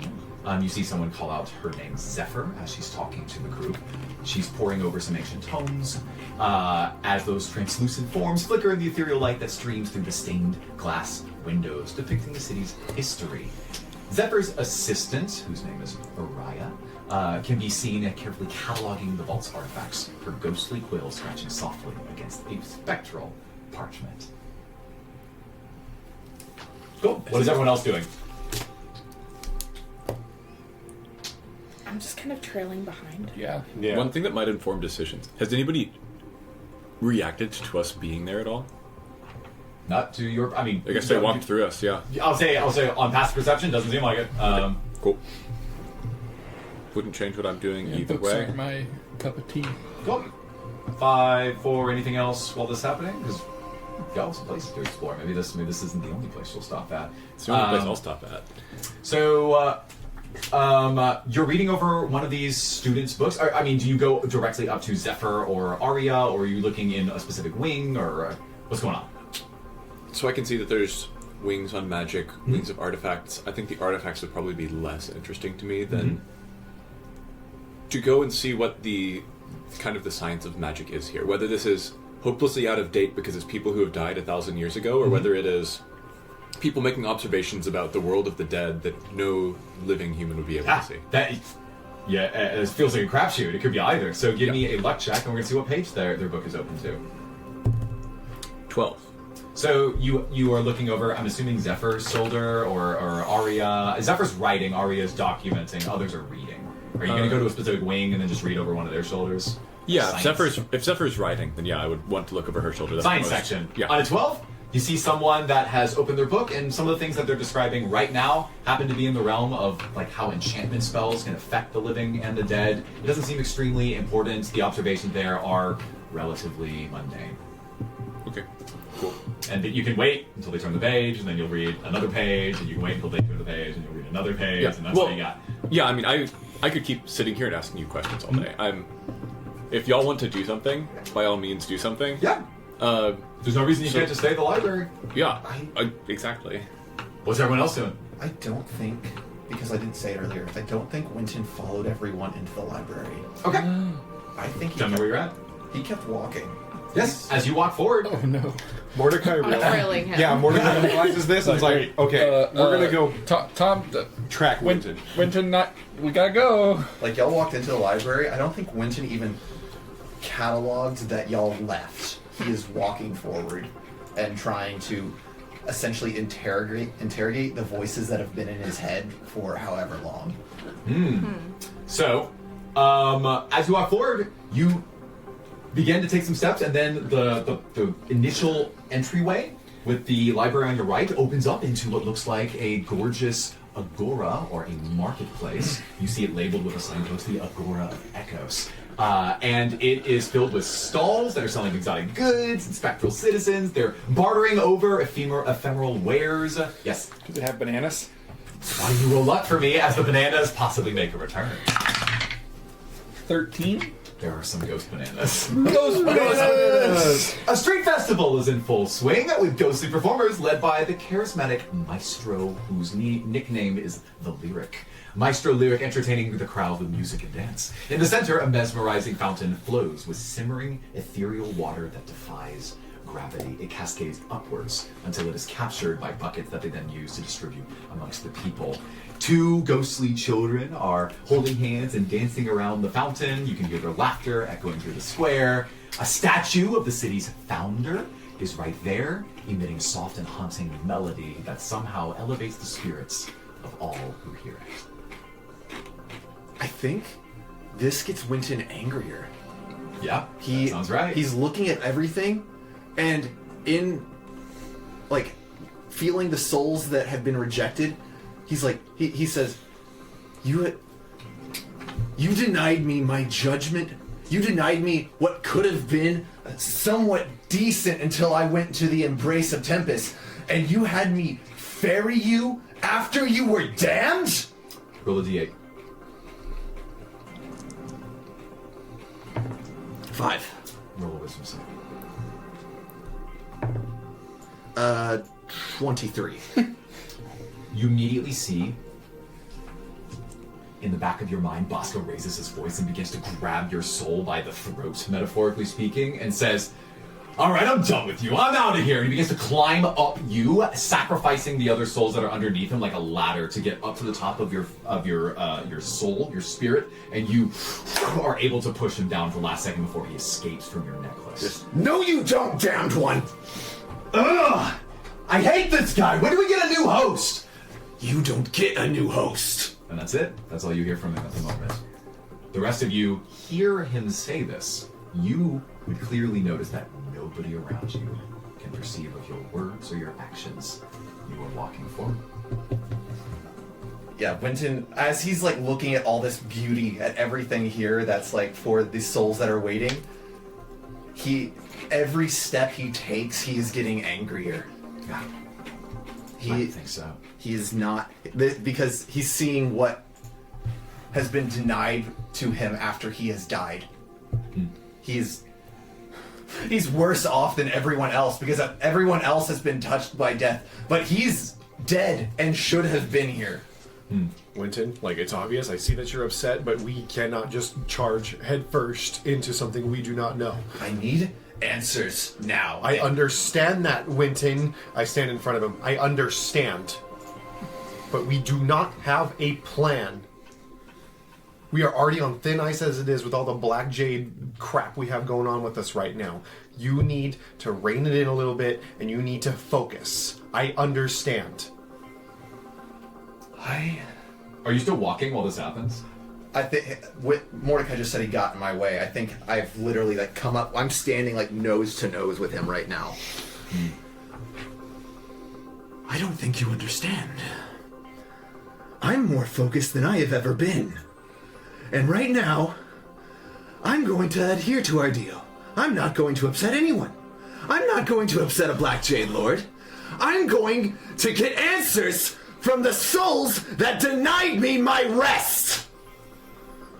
And if that requires me going to the Hall of Judgment and seeing why they were damned and how they got to me, then I guess I need to go somewhere to really focus on some documents.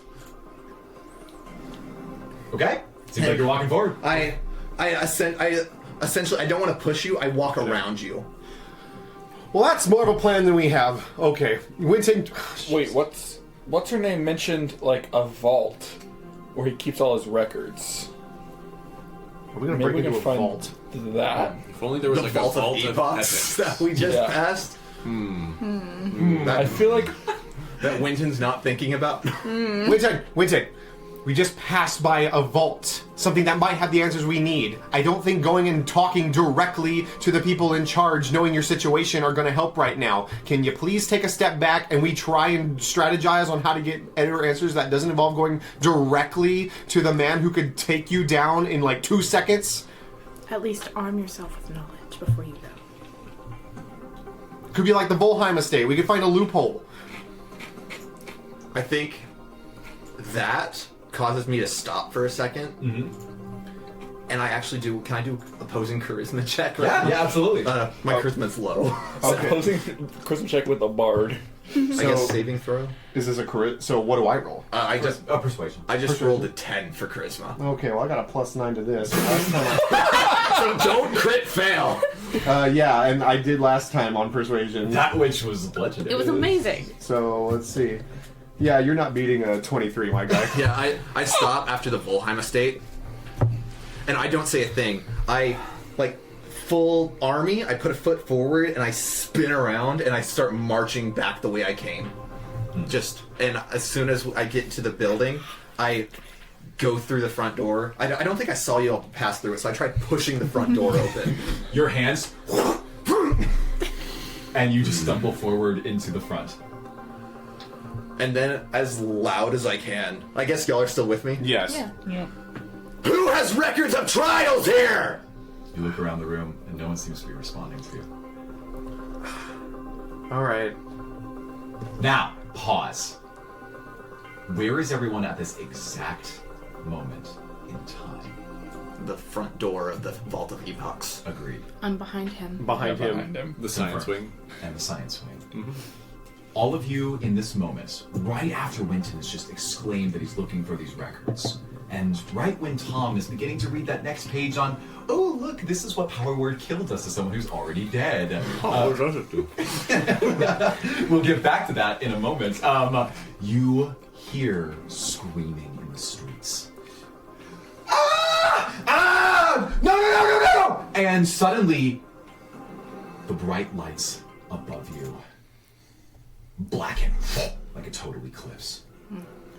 There is an explosion in the sky above, like 1,000 boulders rained and shattered in colliding forces. And from where you sit, all you see is lights. Brighter, brighter, brighter. And eventually, a blinding light with a searing radiant heat, hotter than anything you've ever experienced in your lives. Fully envelops and embraces every creature in this entire library, in the city proper, as you all are enveloped in total annihilation.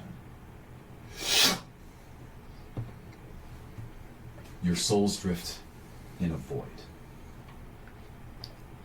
You try to recall what you were doing. Was that it? No. That can't be it. My life is more than this. A bright light flashes, and you see yourselves in front of the gate of the City of Souls, standing once again. And you hear the guard say, "Ha! Ha! Tut tut!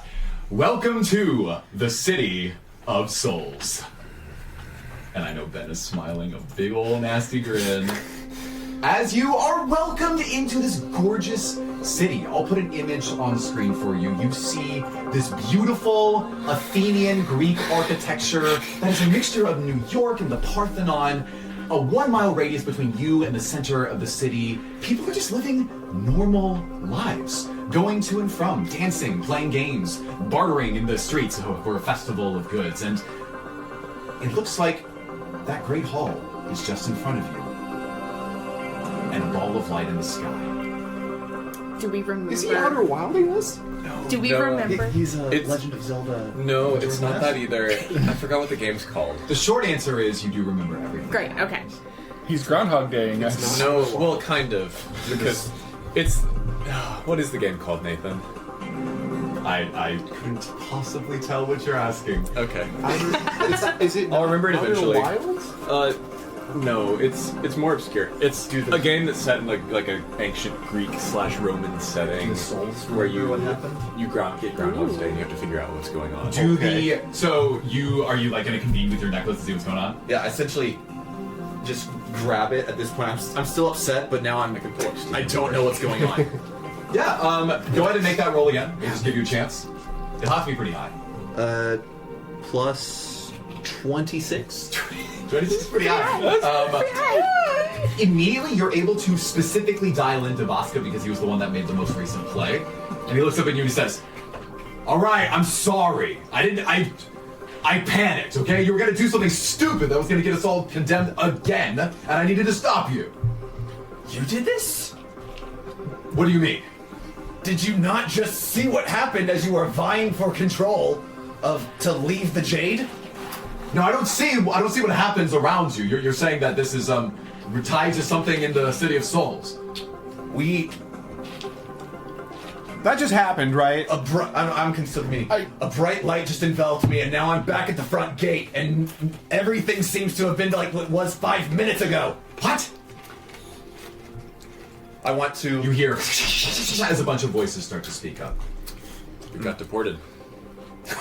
I want this time. I'm going to take another step forward and Wait, are we? But they're letting us back in. You're inside. Okay. I cautiously take a step forward. Guess not. Yeah. You take the step forward. Okay. You're all entering? Yeah. Yeah. Go ahead and make me a wisdom saving throw. Oh no. Oh, sorry, man. Are we? Oh, no, you know. Like, my point is he'd opened the gate already, so you don't have to go through all that. 16. Does my max HP reset from the previous wisdom saving throw? Great. It's a 9. 12. This is where I This die. is not gonna be good, guys. Let's all waste more time yelling. 13. 11. Cypress. Okay. Anyone have that was somebody to lower yell than a at? 15 loses 2 max HP from here on out on every failure. Oh, that's not that bad. Okay, that's fine. I have minus 20 max HP, Nathan. Well, canonically, the first time you entered was especially egregious and difficult. Sorry, who got lower than a 10? Just one? You lose another soul. Who's it going to be? Another oval. Another oval, sorry. Kita. You see Kita's form eject from your body. She says, "They're going to get me, I just know it!" And she starts dashing forward towards the festival. She's gone. My current hit points stay the same when I lose max. Right? Yeah, from here on out, losing the loss of a noble is not going to result in any direct HP penalty. Okay. But it might be worse. Okay. Welcome back to the City of Souls, friends. I don't have a lot of time. Yeah. So we're on a timer. I'm going back to the library to try to figure out what's going on. I march Sure. forward to the center square, the Agora of Echoes. This time. Absolutely. Now, players, friends, just like what we did in the Temple of Yom-Kep, unlike what we did in the Temple of Yom-Kep, I'm not going to do this brutal, like, real-time timer, because one, there might be motivation for you to go to different places. Yeah. I don't want that to be a suckle on your time, but more importantly, there are, every loot costs you, right? So I don't want to definitively hurt you with that, but I will keep a soft sense of how much in-game time has passed, and you'll know when it happens again. Actually, Probably. Once you die. Tom, not yet. Tom is just going straight to the Agora of Echoes. Sure. Yeah, so I am walking the streets, eyes peeled, trying to see if there is anything different this time. Okay, give me a... I'm going to actually call this an intelligence check, raw intelligence. You are remembering specific details from the previous cycle and attempting to reconcile it. You're doing a find the difference between the images. 19. Cool.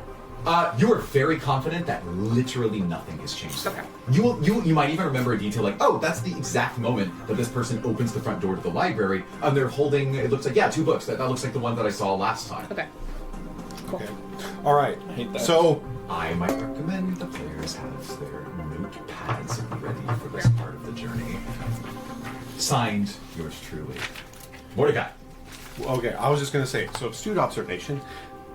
The spirits here don't really recognize us. They don't see us. They pass through. They don't know of our presence. So, it's a theory. Whatever we mess with might have no effect in thinking that something is just malfunctioning or happening. We may be just ghosts in their realm.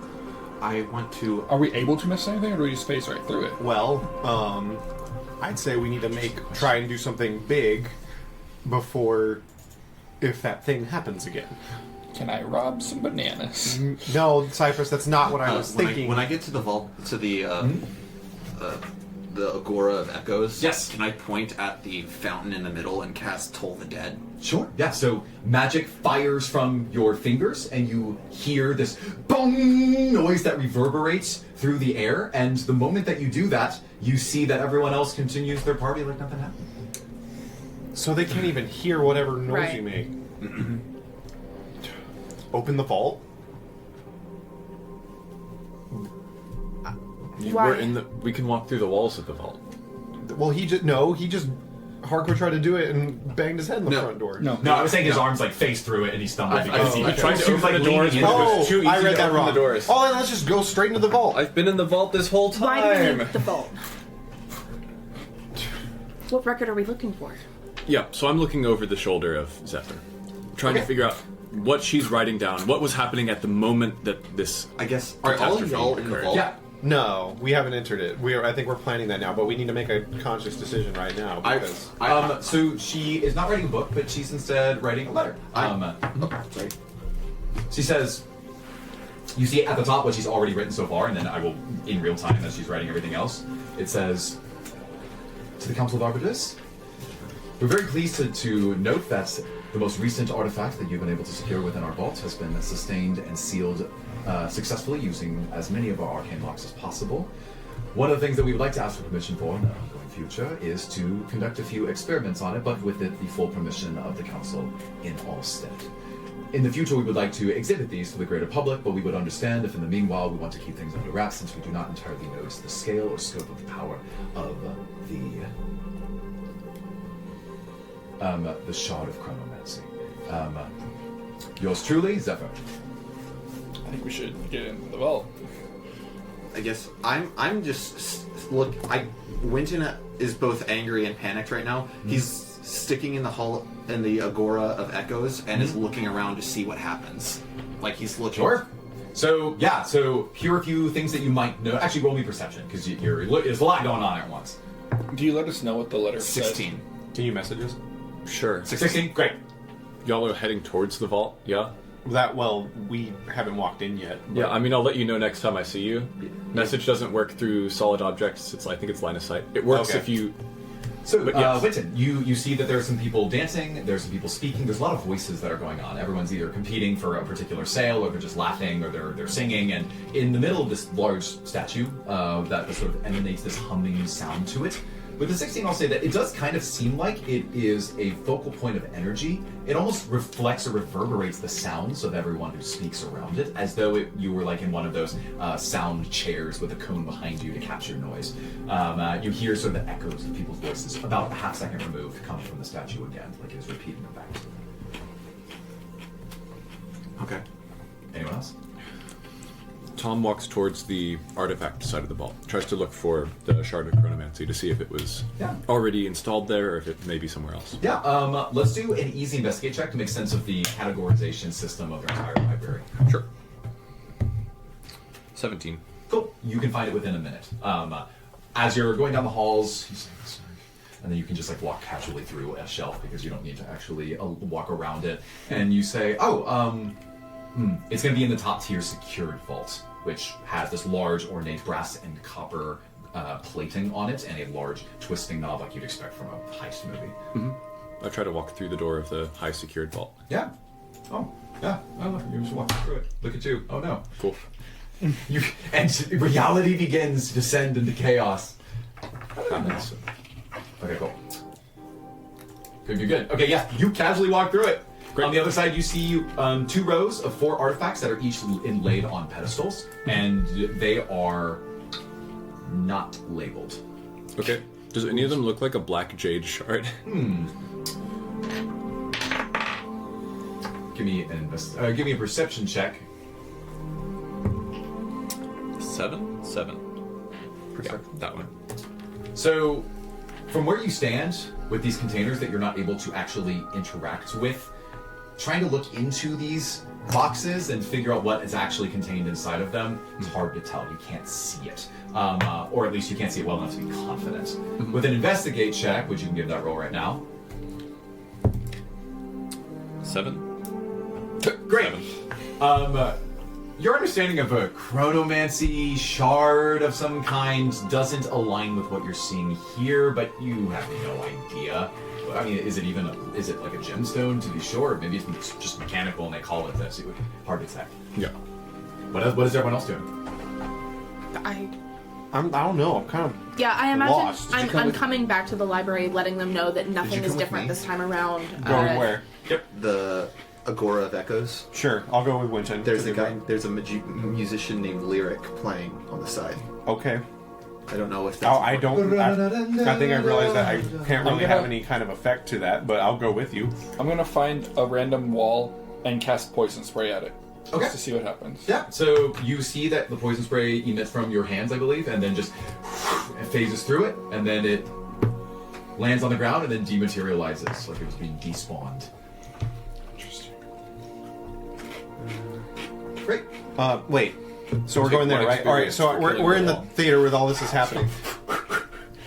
Can I try and pick up any item, the closest item near me that's not like that wasn't on my person?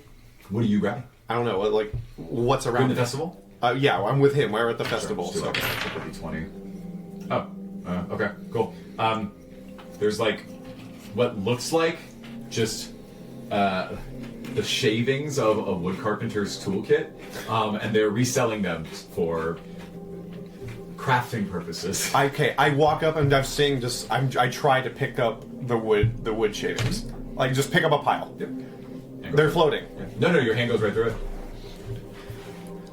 Cantrip mage hand? Sure, yeah. Cast Okay. mage hand. Then your mage hand goes To right go through to it. pick up the wood Yeah, shavings. totally goes right through it, yeah.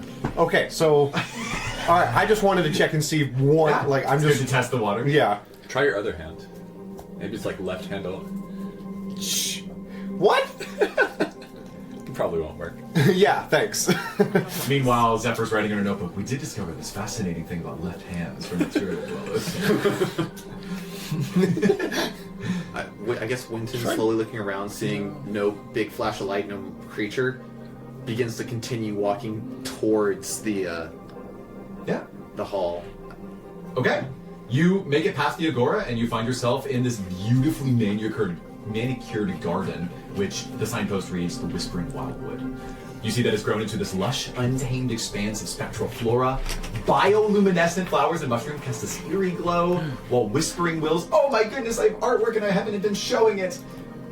Obviously, you've seen the library. Mm-hmm. This is the Agora. This is the marketplace. This is the Whispering Wildwood. So the Whispering Willows share secrets of the past with those who brush against their leaves, or so you think. Ghostly animals, long extinct in the material realm, roam freely through the undergrowth. So these are like combinations or amalgamations of creatures you've never witnessed before. Things that you might recognize if you were, say, beholden to the Feywild, but that live here in a ghostly form. They roam freely through the undergrowth, their forms phasing through the dense foliage. A babbling brook winds through the heart of the wildwood, its water said to hold the power to reveal hidden truths to those who drink from it. The ghostly druid sage named Wendor tends to the wildwood, his staff glowing with the same bioluminescence as the flora. His companion, a spectral stag named Ether, can be seen bounding through the undergrowth, leaving trails of shimmering light in its wake. It's almost too peaceful. I want to approach the druid. Sure. You see that the druid is leaning down. He's taken some very specific flowers that are at the base of one of these trees, and as he lifts them up, he lays them in a cross shape over and over again, stacking them inside of a basket that has a bit of red felt on the base of it. As he does that, he's whispering a tune to himself that has sort of Sylvan language to it. Do you speak Sylvan? No. Cool. Sounds pretty. I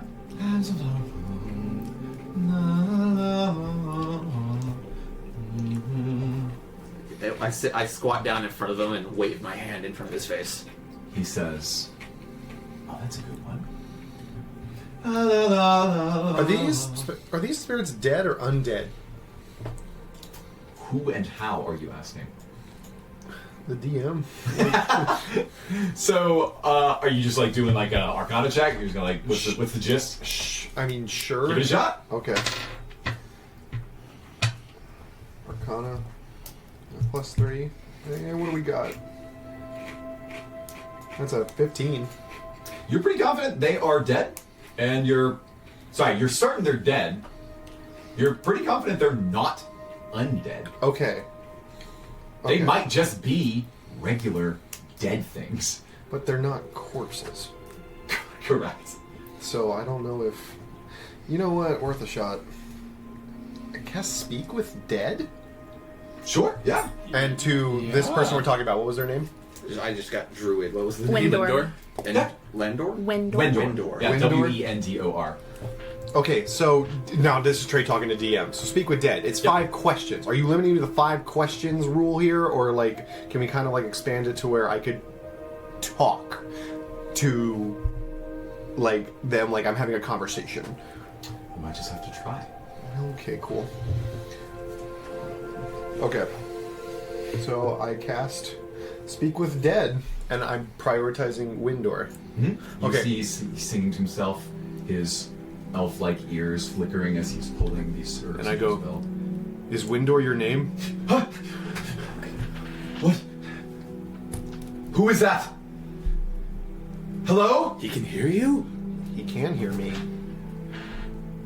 Hello? Hello? I heard you. You said my name. He can't hear me. My name is Mordecai. What is yours?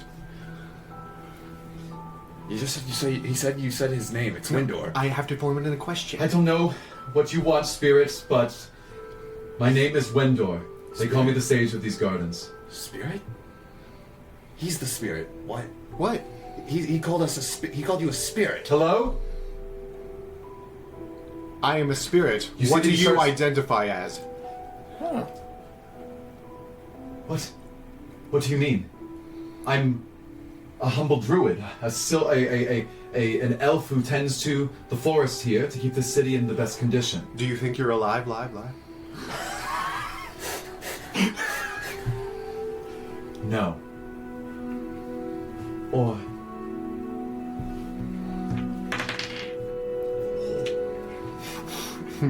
You see, he thinks to himself and says, "Oh, well, I should be alive, but something doesn't feel right. You who speak to me, are you dead?" No, you're pretty much the only one of our group that is alive. No, I am alive. He recoils in horror, and he begins to look at his hands. Then, that can't be true. I'm real. You see that he begins to touch his own body, and he then sort of reaches for ether as his spectral elk comes over, and he's able to pet it. And then at one point, when he's petting behind the ears of this creature, you see that his hands pass through it. And he looks at them with absolute horror. No, this can't be real. I'm alive. You're the dead one. I'm alive. And here's the crazy thing. It's cool that you get to learn this now. I was expecting it to take at least 7 loops. He made just a default wisdom check, and he got a nat 20. It's impossible for him to deny the reality of what's happening now that he's speaking to someone who is on the other side. Can I cast light just to see what happens? You cast a bright light in his face. A bright red light. Yeah. Yes. So you bing, and it doesn't seem like he's reacting to it in any way. Wendor, I am on a different realm. He turns to you and says, or he turns around following what he thinks is the source of the voice and says, "How do I get there? How do I get to where you are?" That's a real good question. I'm sorry, Wendor, but I do not have the ability to. Hello? That. Hello? You sense the magic in your spell dissipate and die out. I only have 2 more charges of that. Well, Okay, so depends on if that resets on the loop. Yeah, let's figure that out. Let's figure if you get your charge back on the loop. Well, then what? Okay, well, I can talk to people. Does anyone else have Speak with Dead, or is it just me? It's Just you, bud. Awesome. Okay. All right. So we don't know that though. We're still Right, going. I'm not with Then you. we have information Yeah, to get back to each other. When do you think that reset's going to happen? The two of you will watch over the next few moments as the sage Wendor is exasperated, calling out to you, believing that you might still be there, but then when he doesn't hear anything, he begins searching underneath some of the trees and brooks. He then starts combing through a small pamphlet that he has in his pocket and starts reading specific prayers and begins praying them out loud, and then eventually he takes ether and he will ride away, just hopping on his back and then going in a distant direction inward towards the Capitol building. Cool. Okay. Well, we figured something out. That was helpful. gained knowledge. Pause! Time! Do we see anything?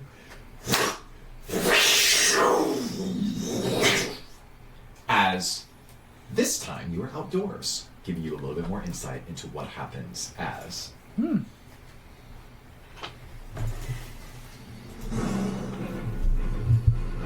I like that music. You see above you that this moon that you've been following to get to the Umbral corruption begins to crack.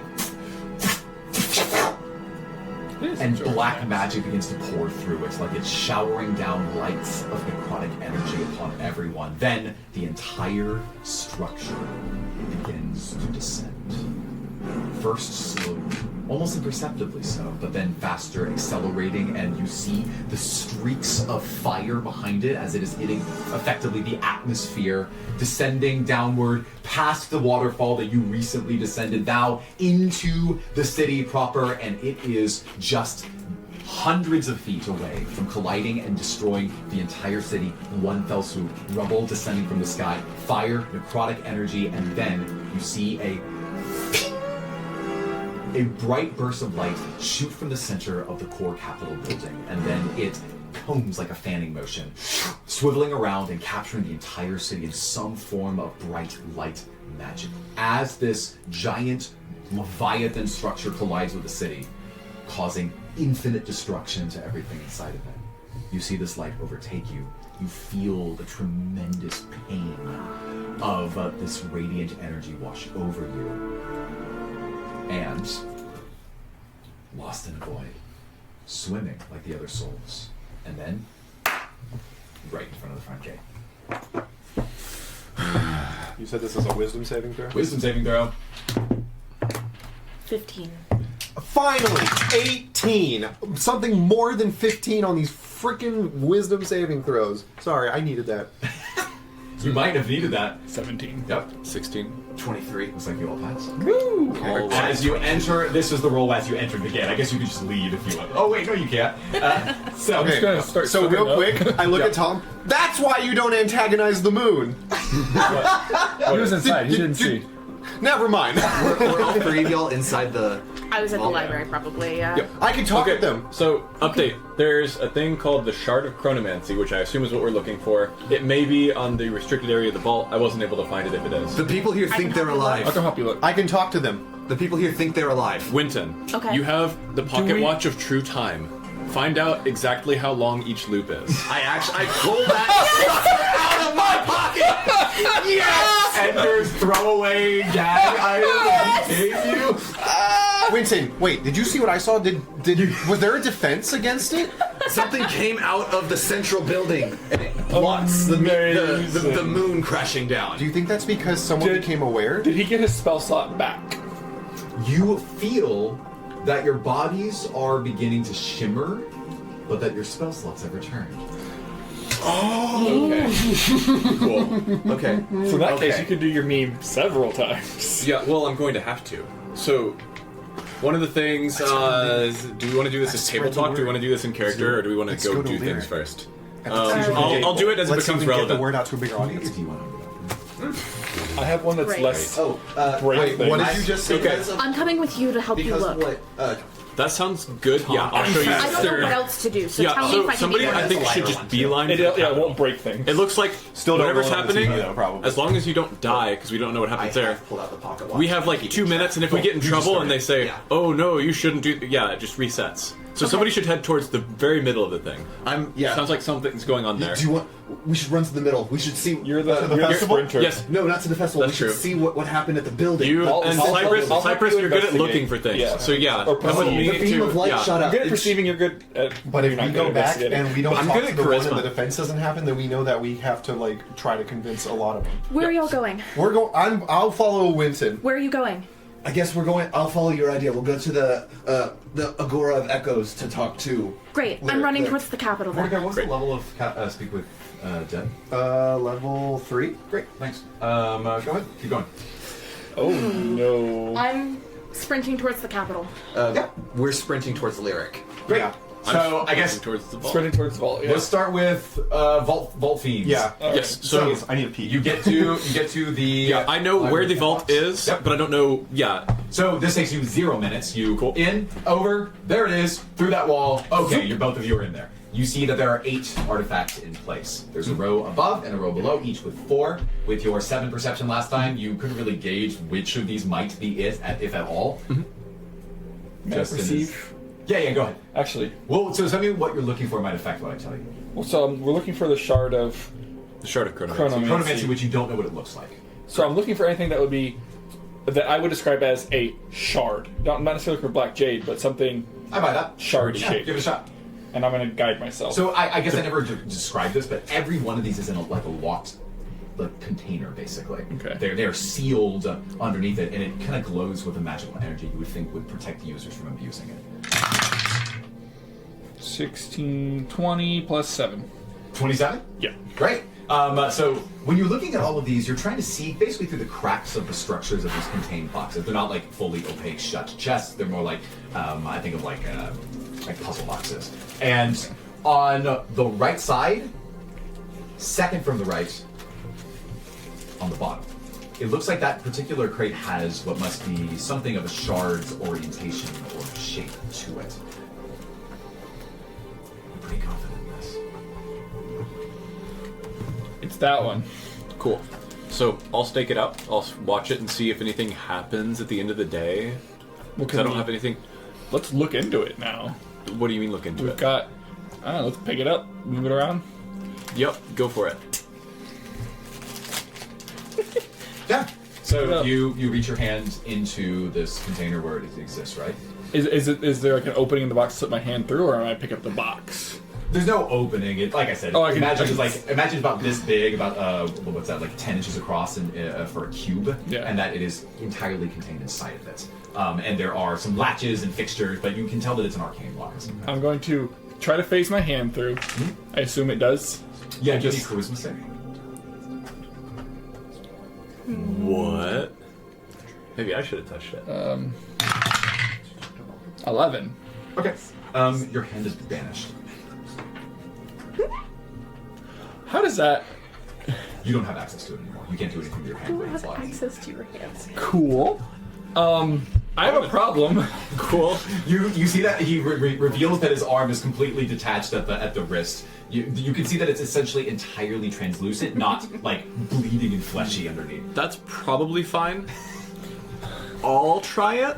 I mean, This is a strong lead. if we fail Groundhog Day, if it doesn't Groundhog Day again, I'm going to be pretty mad. Well, it's just banished. It's not like decapitated. We don't know that, though, do we? It's just gone. I mean, I can roll Arcana That to is say true. that You- I understand how arms work, and that normally you start bleeding. I mean, I said banishment, so obviously it's not like a huge plot spoiler to say it for you to know that. Go ahead and make your roll if you're gonna reach in. Oh, to reach in. Then it's just a wisdom save. Charisma Charisma save. 22. 22, cool. Yeah, so you reach in and you feel this force of like another world desiring your body's presence. And instead of it, you basically just deny it confidently and politely. He's like, no, thank you. I'll keep this. And you're able to reach through, and then you fail to grab the object, and you're able to remove your hand from the box. Fascinating. So my next thought before my hand disappeared was, let's look into it and see if we can see what's inside. That's a little more risky if our faces disappear. Cypress, you get the overwhelming feeling of your hand being chained to something right now. I hate that. It's locked in place wherever it is right now. My hand is trapped. That's It not comes great. back. Okay, so it looks like these magical arcane locks are able to affect us, which is interesting in and of itself. Is it So the arcane lock, or is it whatever's inside of this particular box? I couldn't touch whatever was inside the box. So That is could be true. either. I mean, I can go stick my hand in another one and see Yeah, what I wonder if happens. it's like the magical Yeah. energy of Like I'm whatever's in this still box. up in hand from you, so I can go do that. Sure. While I'm doing this, you can fly, right? You have like a bird wild shape. I don't have a fly. I have polymorph. I don't Well, have we a get fly spell speed slots yet. back. Oh, but you can't fly with polymorph. No, I can't polymorph, not with wild shape. Okay. It may be worth doing because we know that there's something up with the moon, and you're the only one who can reach it. But also be so careful. I would probably do that next loop so I can just immediately sprint towards the moon from the get-go. Okay, that's fair. Okay. I'll reach my hand into a random box to see if my hand disappears. What level is Mage Hand? Mage Hand is a cantrip. Great. Cantrip. It's 20 I'm 40. charisma save in case Tracking it's our relevant. levels. What's that?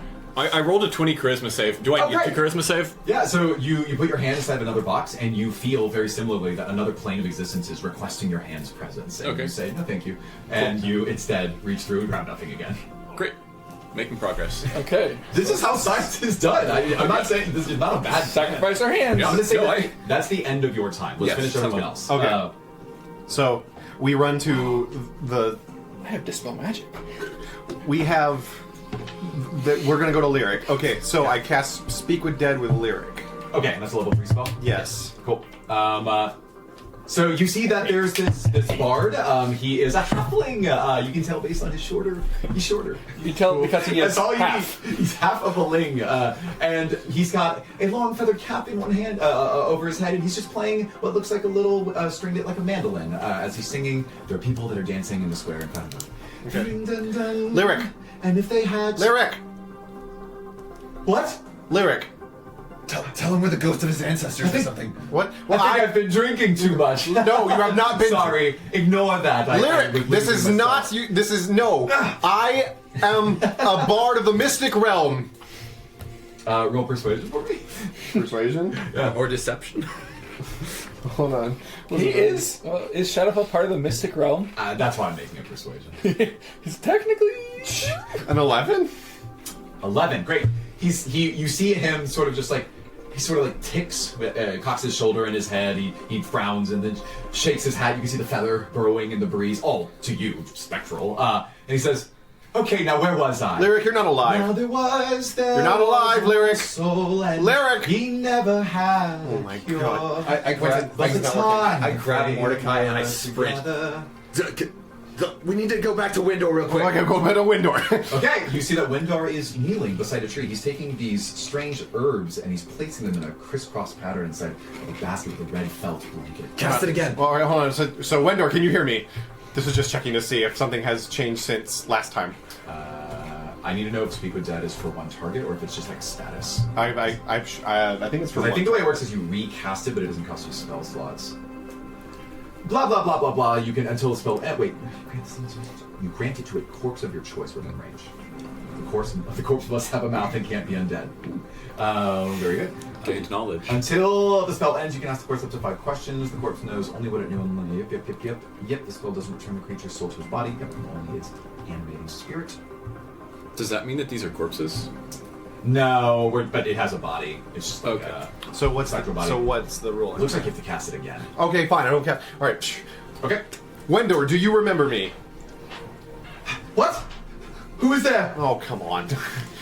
Hello? Hello? Windor, you need to listen to me. My name is Mordecai. I need you to go to the town square. Mordecai.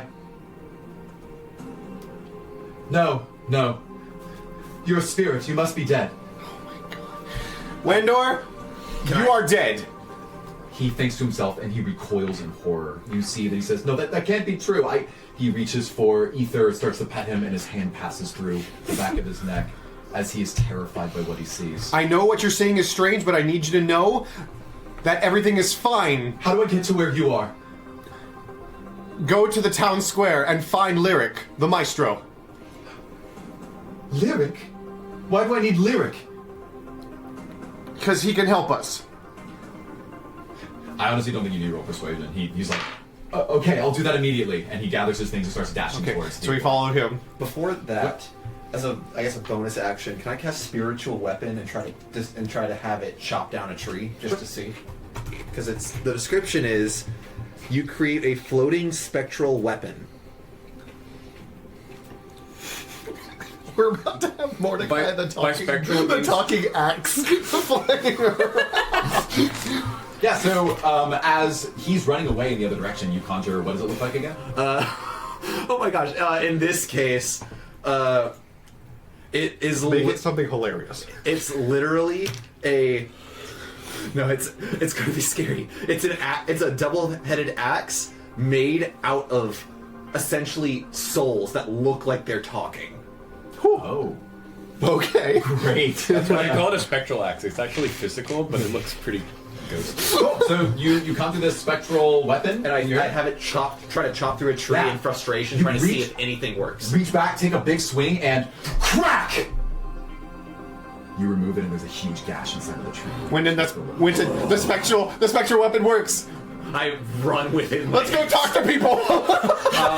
Your spectral weapon, spiritual weapon, was a second level spell. It's a second level spell, yes. Thank you. Awesome.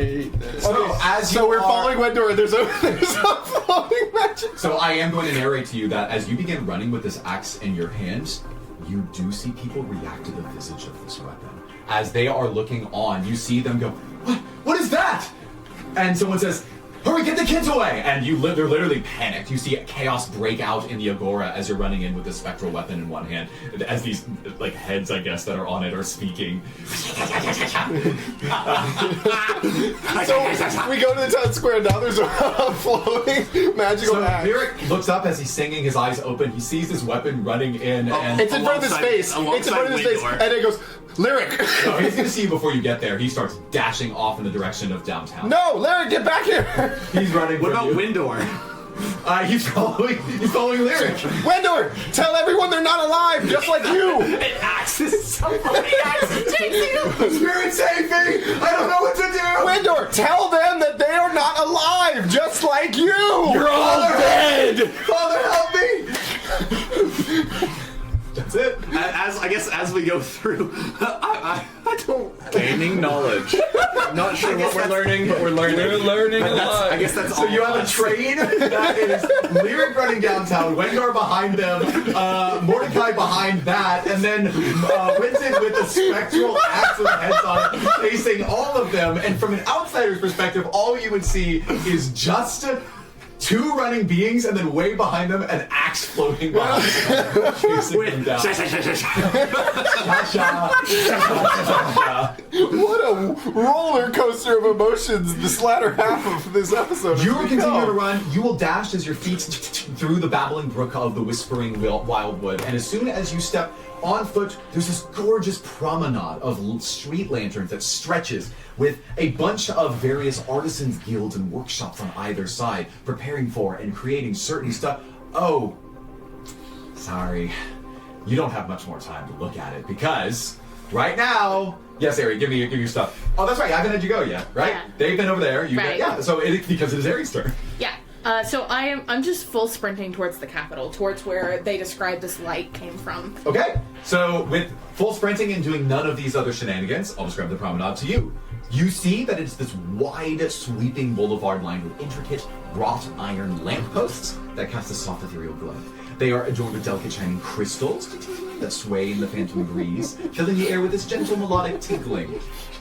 Ghostly artisans under the guidance of Master Cristallier Lumen, so we make these master of crystal making, can be seen crafting more of these crystals in small workshops along the promenade. Their skillful hands shaping the delicate structures with spectral tools.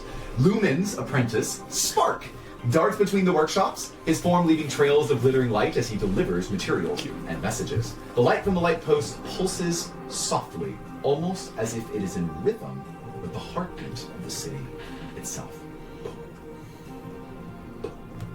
You keep running, right? Not stopping? Yeah, no, I'm not stopping. Not stopping for anything? Give me a difficult perception check as you're dashing through. And the rhythm of the city is the rhythm of the souls in the It's moon the too. rhythm of the night. Is that what you're talking about? Or this is No, it's different. the pulse is more like every 2 seconds. No. Okay, Um, cool. I got a crit now.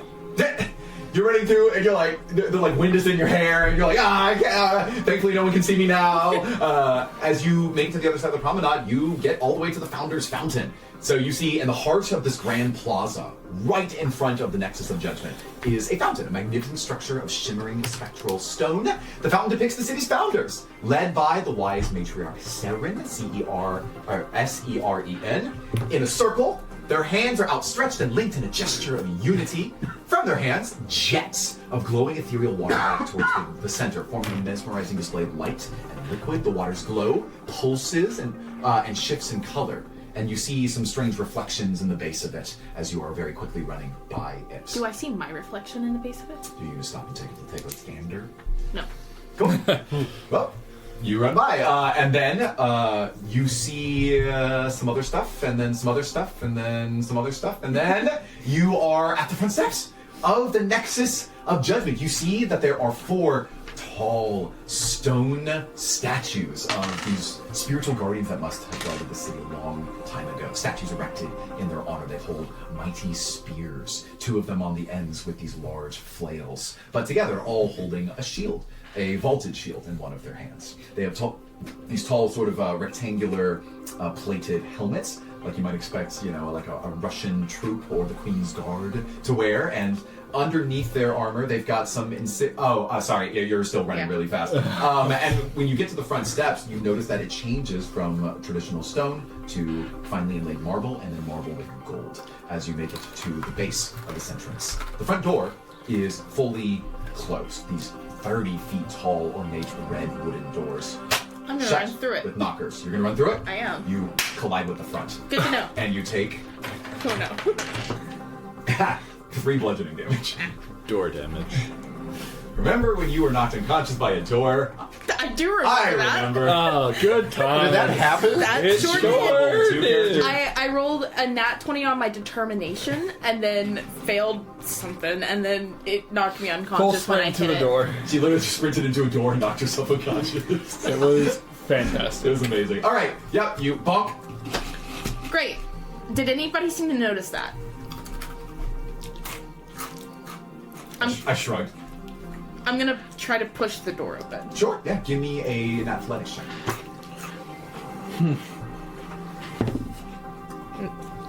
6. I was joking. It's locked. You push on the door and it's 100% locked. You're not getting in. Can I knock on it? Sure. You do that? Cool. You hear this reverberating noise as the knock shoot through the building and echo off what must be like the large vaulted interior walls of the dome on the inside. And you hear, give me a perception check, through the very thick wooden doors. Your ear Nat listening 20. against it. Ooh! She critted that knock. Cool. You hear. I'm gonna quiet the music here. Very softly, very far off in what must be one of the wings, but thankfully the marbled floors allow this to carry quite well within this building. You hear this.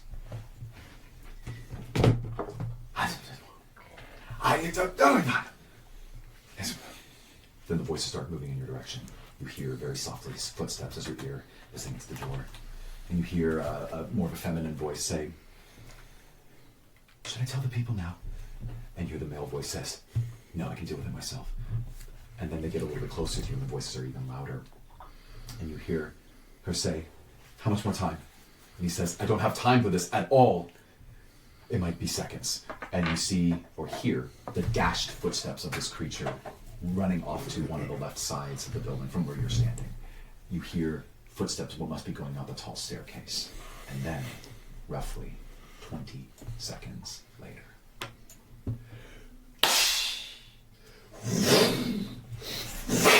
you hear as this thing above you in the sky descends, cracks, explodes. And from the center of the Capitol, you hear a ding! Radiant lights overtake all of you and descend into nothingness once again. Mordecai. Minton. Does she learn anything new by being so close to the capital? Give me a perception check. Your angle on what's happening is actually kind of bad because you're underneath the awning of the front, like portico. 24. 24 is a good perception check, though. You are certain that the form of this magic came from the part of the building that this person might have gone to, so the left side of the building. Yeah. Not surprising. What else would you learn from this? You see that the force of this magical energy fires up into the sky, blankets the city, and in your last moments before you are so white flashed with blinding light that you are unable to see it yourself, you do notice that this barrier of light stops this entire cratering meteor moments before it would strike, and then fills the entire space with light. It was stopped in time entirely. Got it. Okay. And you all return to the gate. But as we wrap, Winton. You have Edgar's pocket watch in your stead as you're running to the front. I have the axe, the sha axe, and Cracks Edgar's the case. pocket watch of perfection. When this meteor collapses and the lights flashes, and this exploding outward influence of force hurtling souls on the outskirts of the waters around the city, miles in either direction, above and below. The time on your clock, exactly 3 minutes. And with that is where we are going to end our session. Too bad we have to wait a whole week to get back into this tale and see what happens next. Misery waiting so long. It's literally Majora's Mask here. Don't go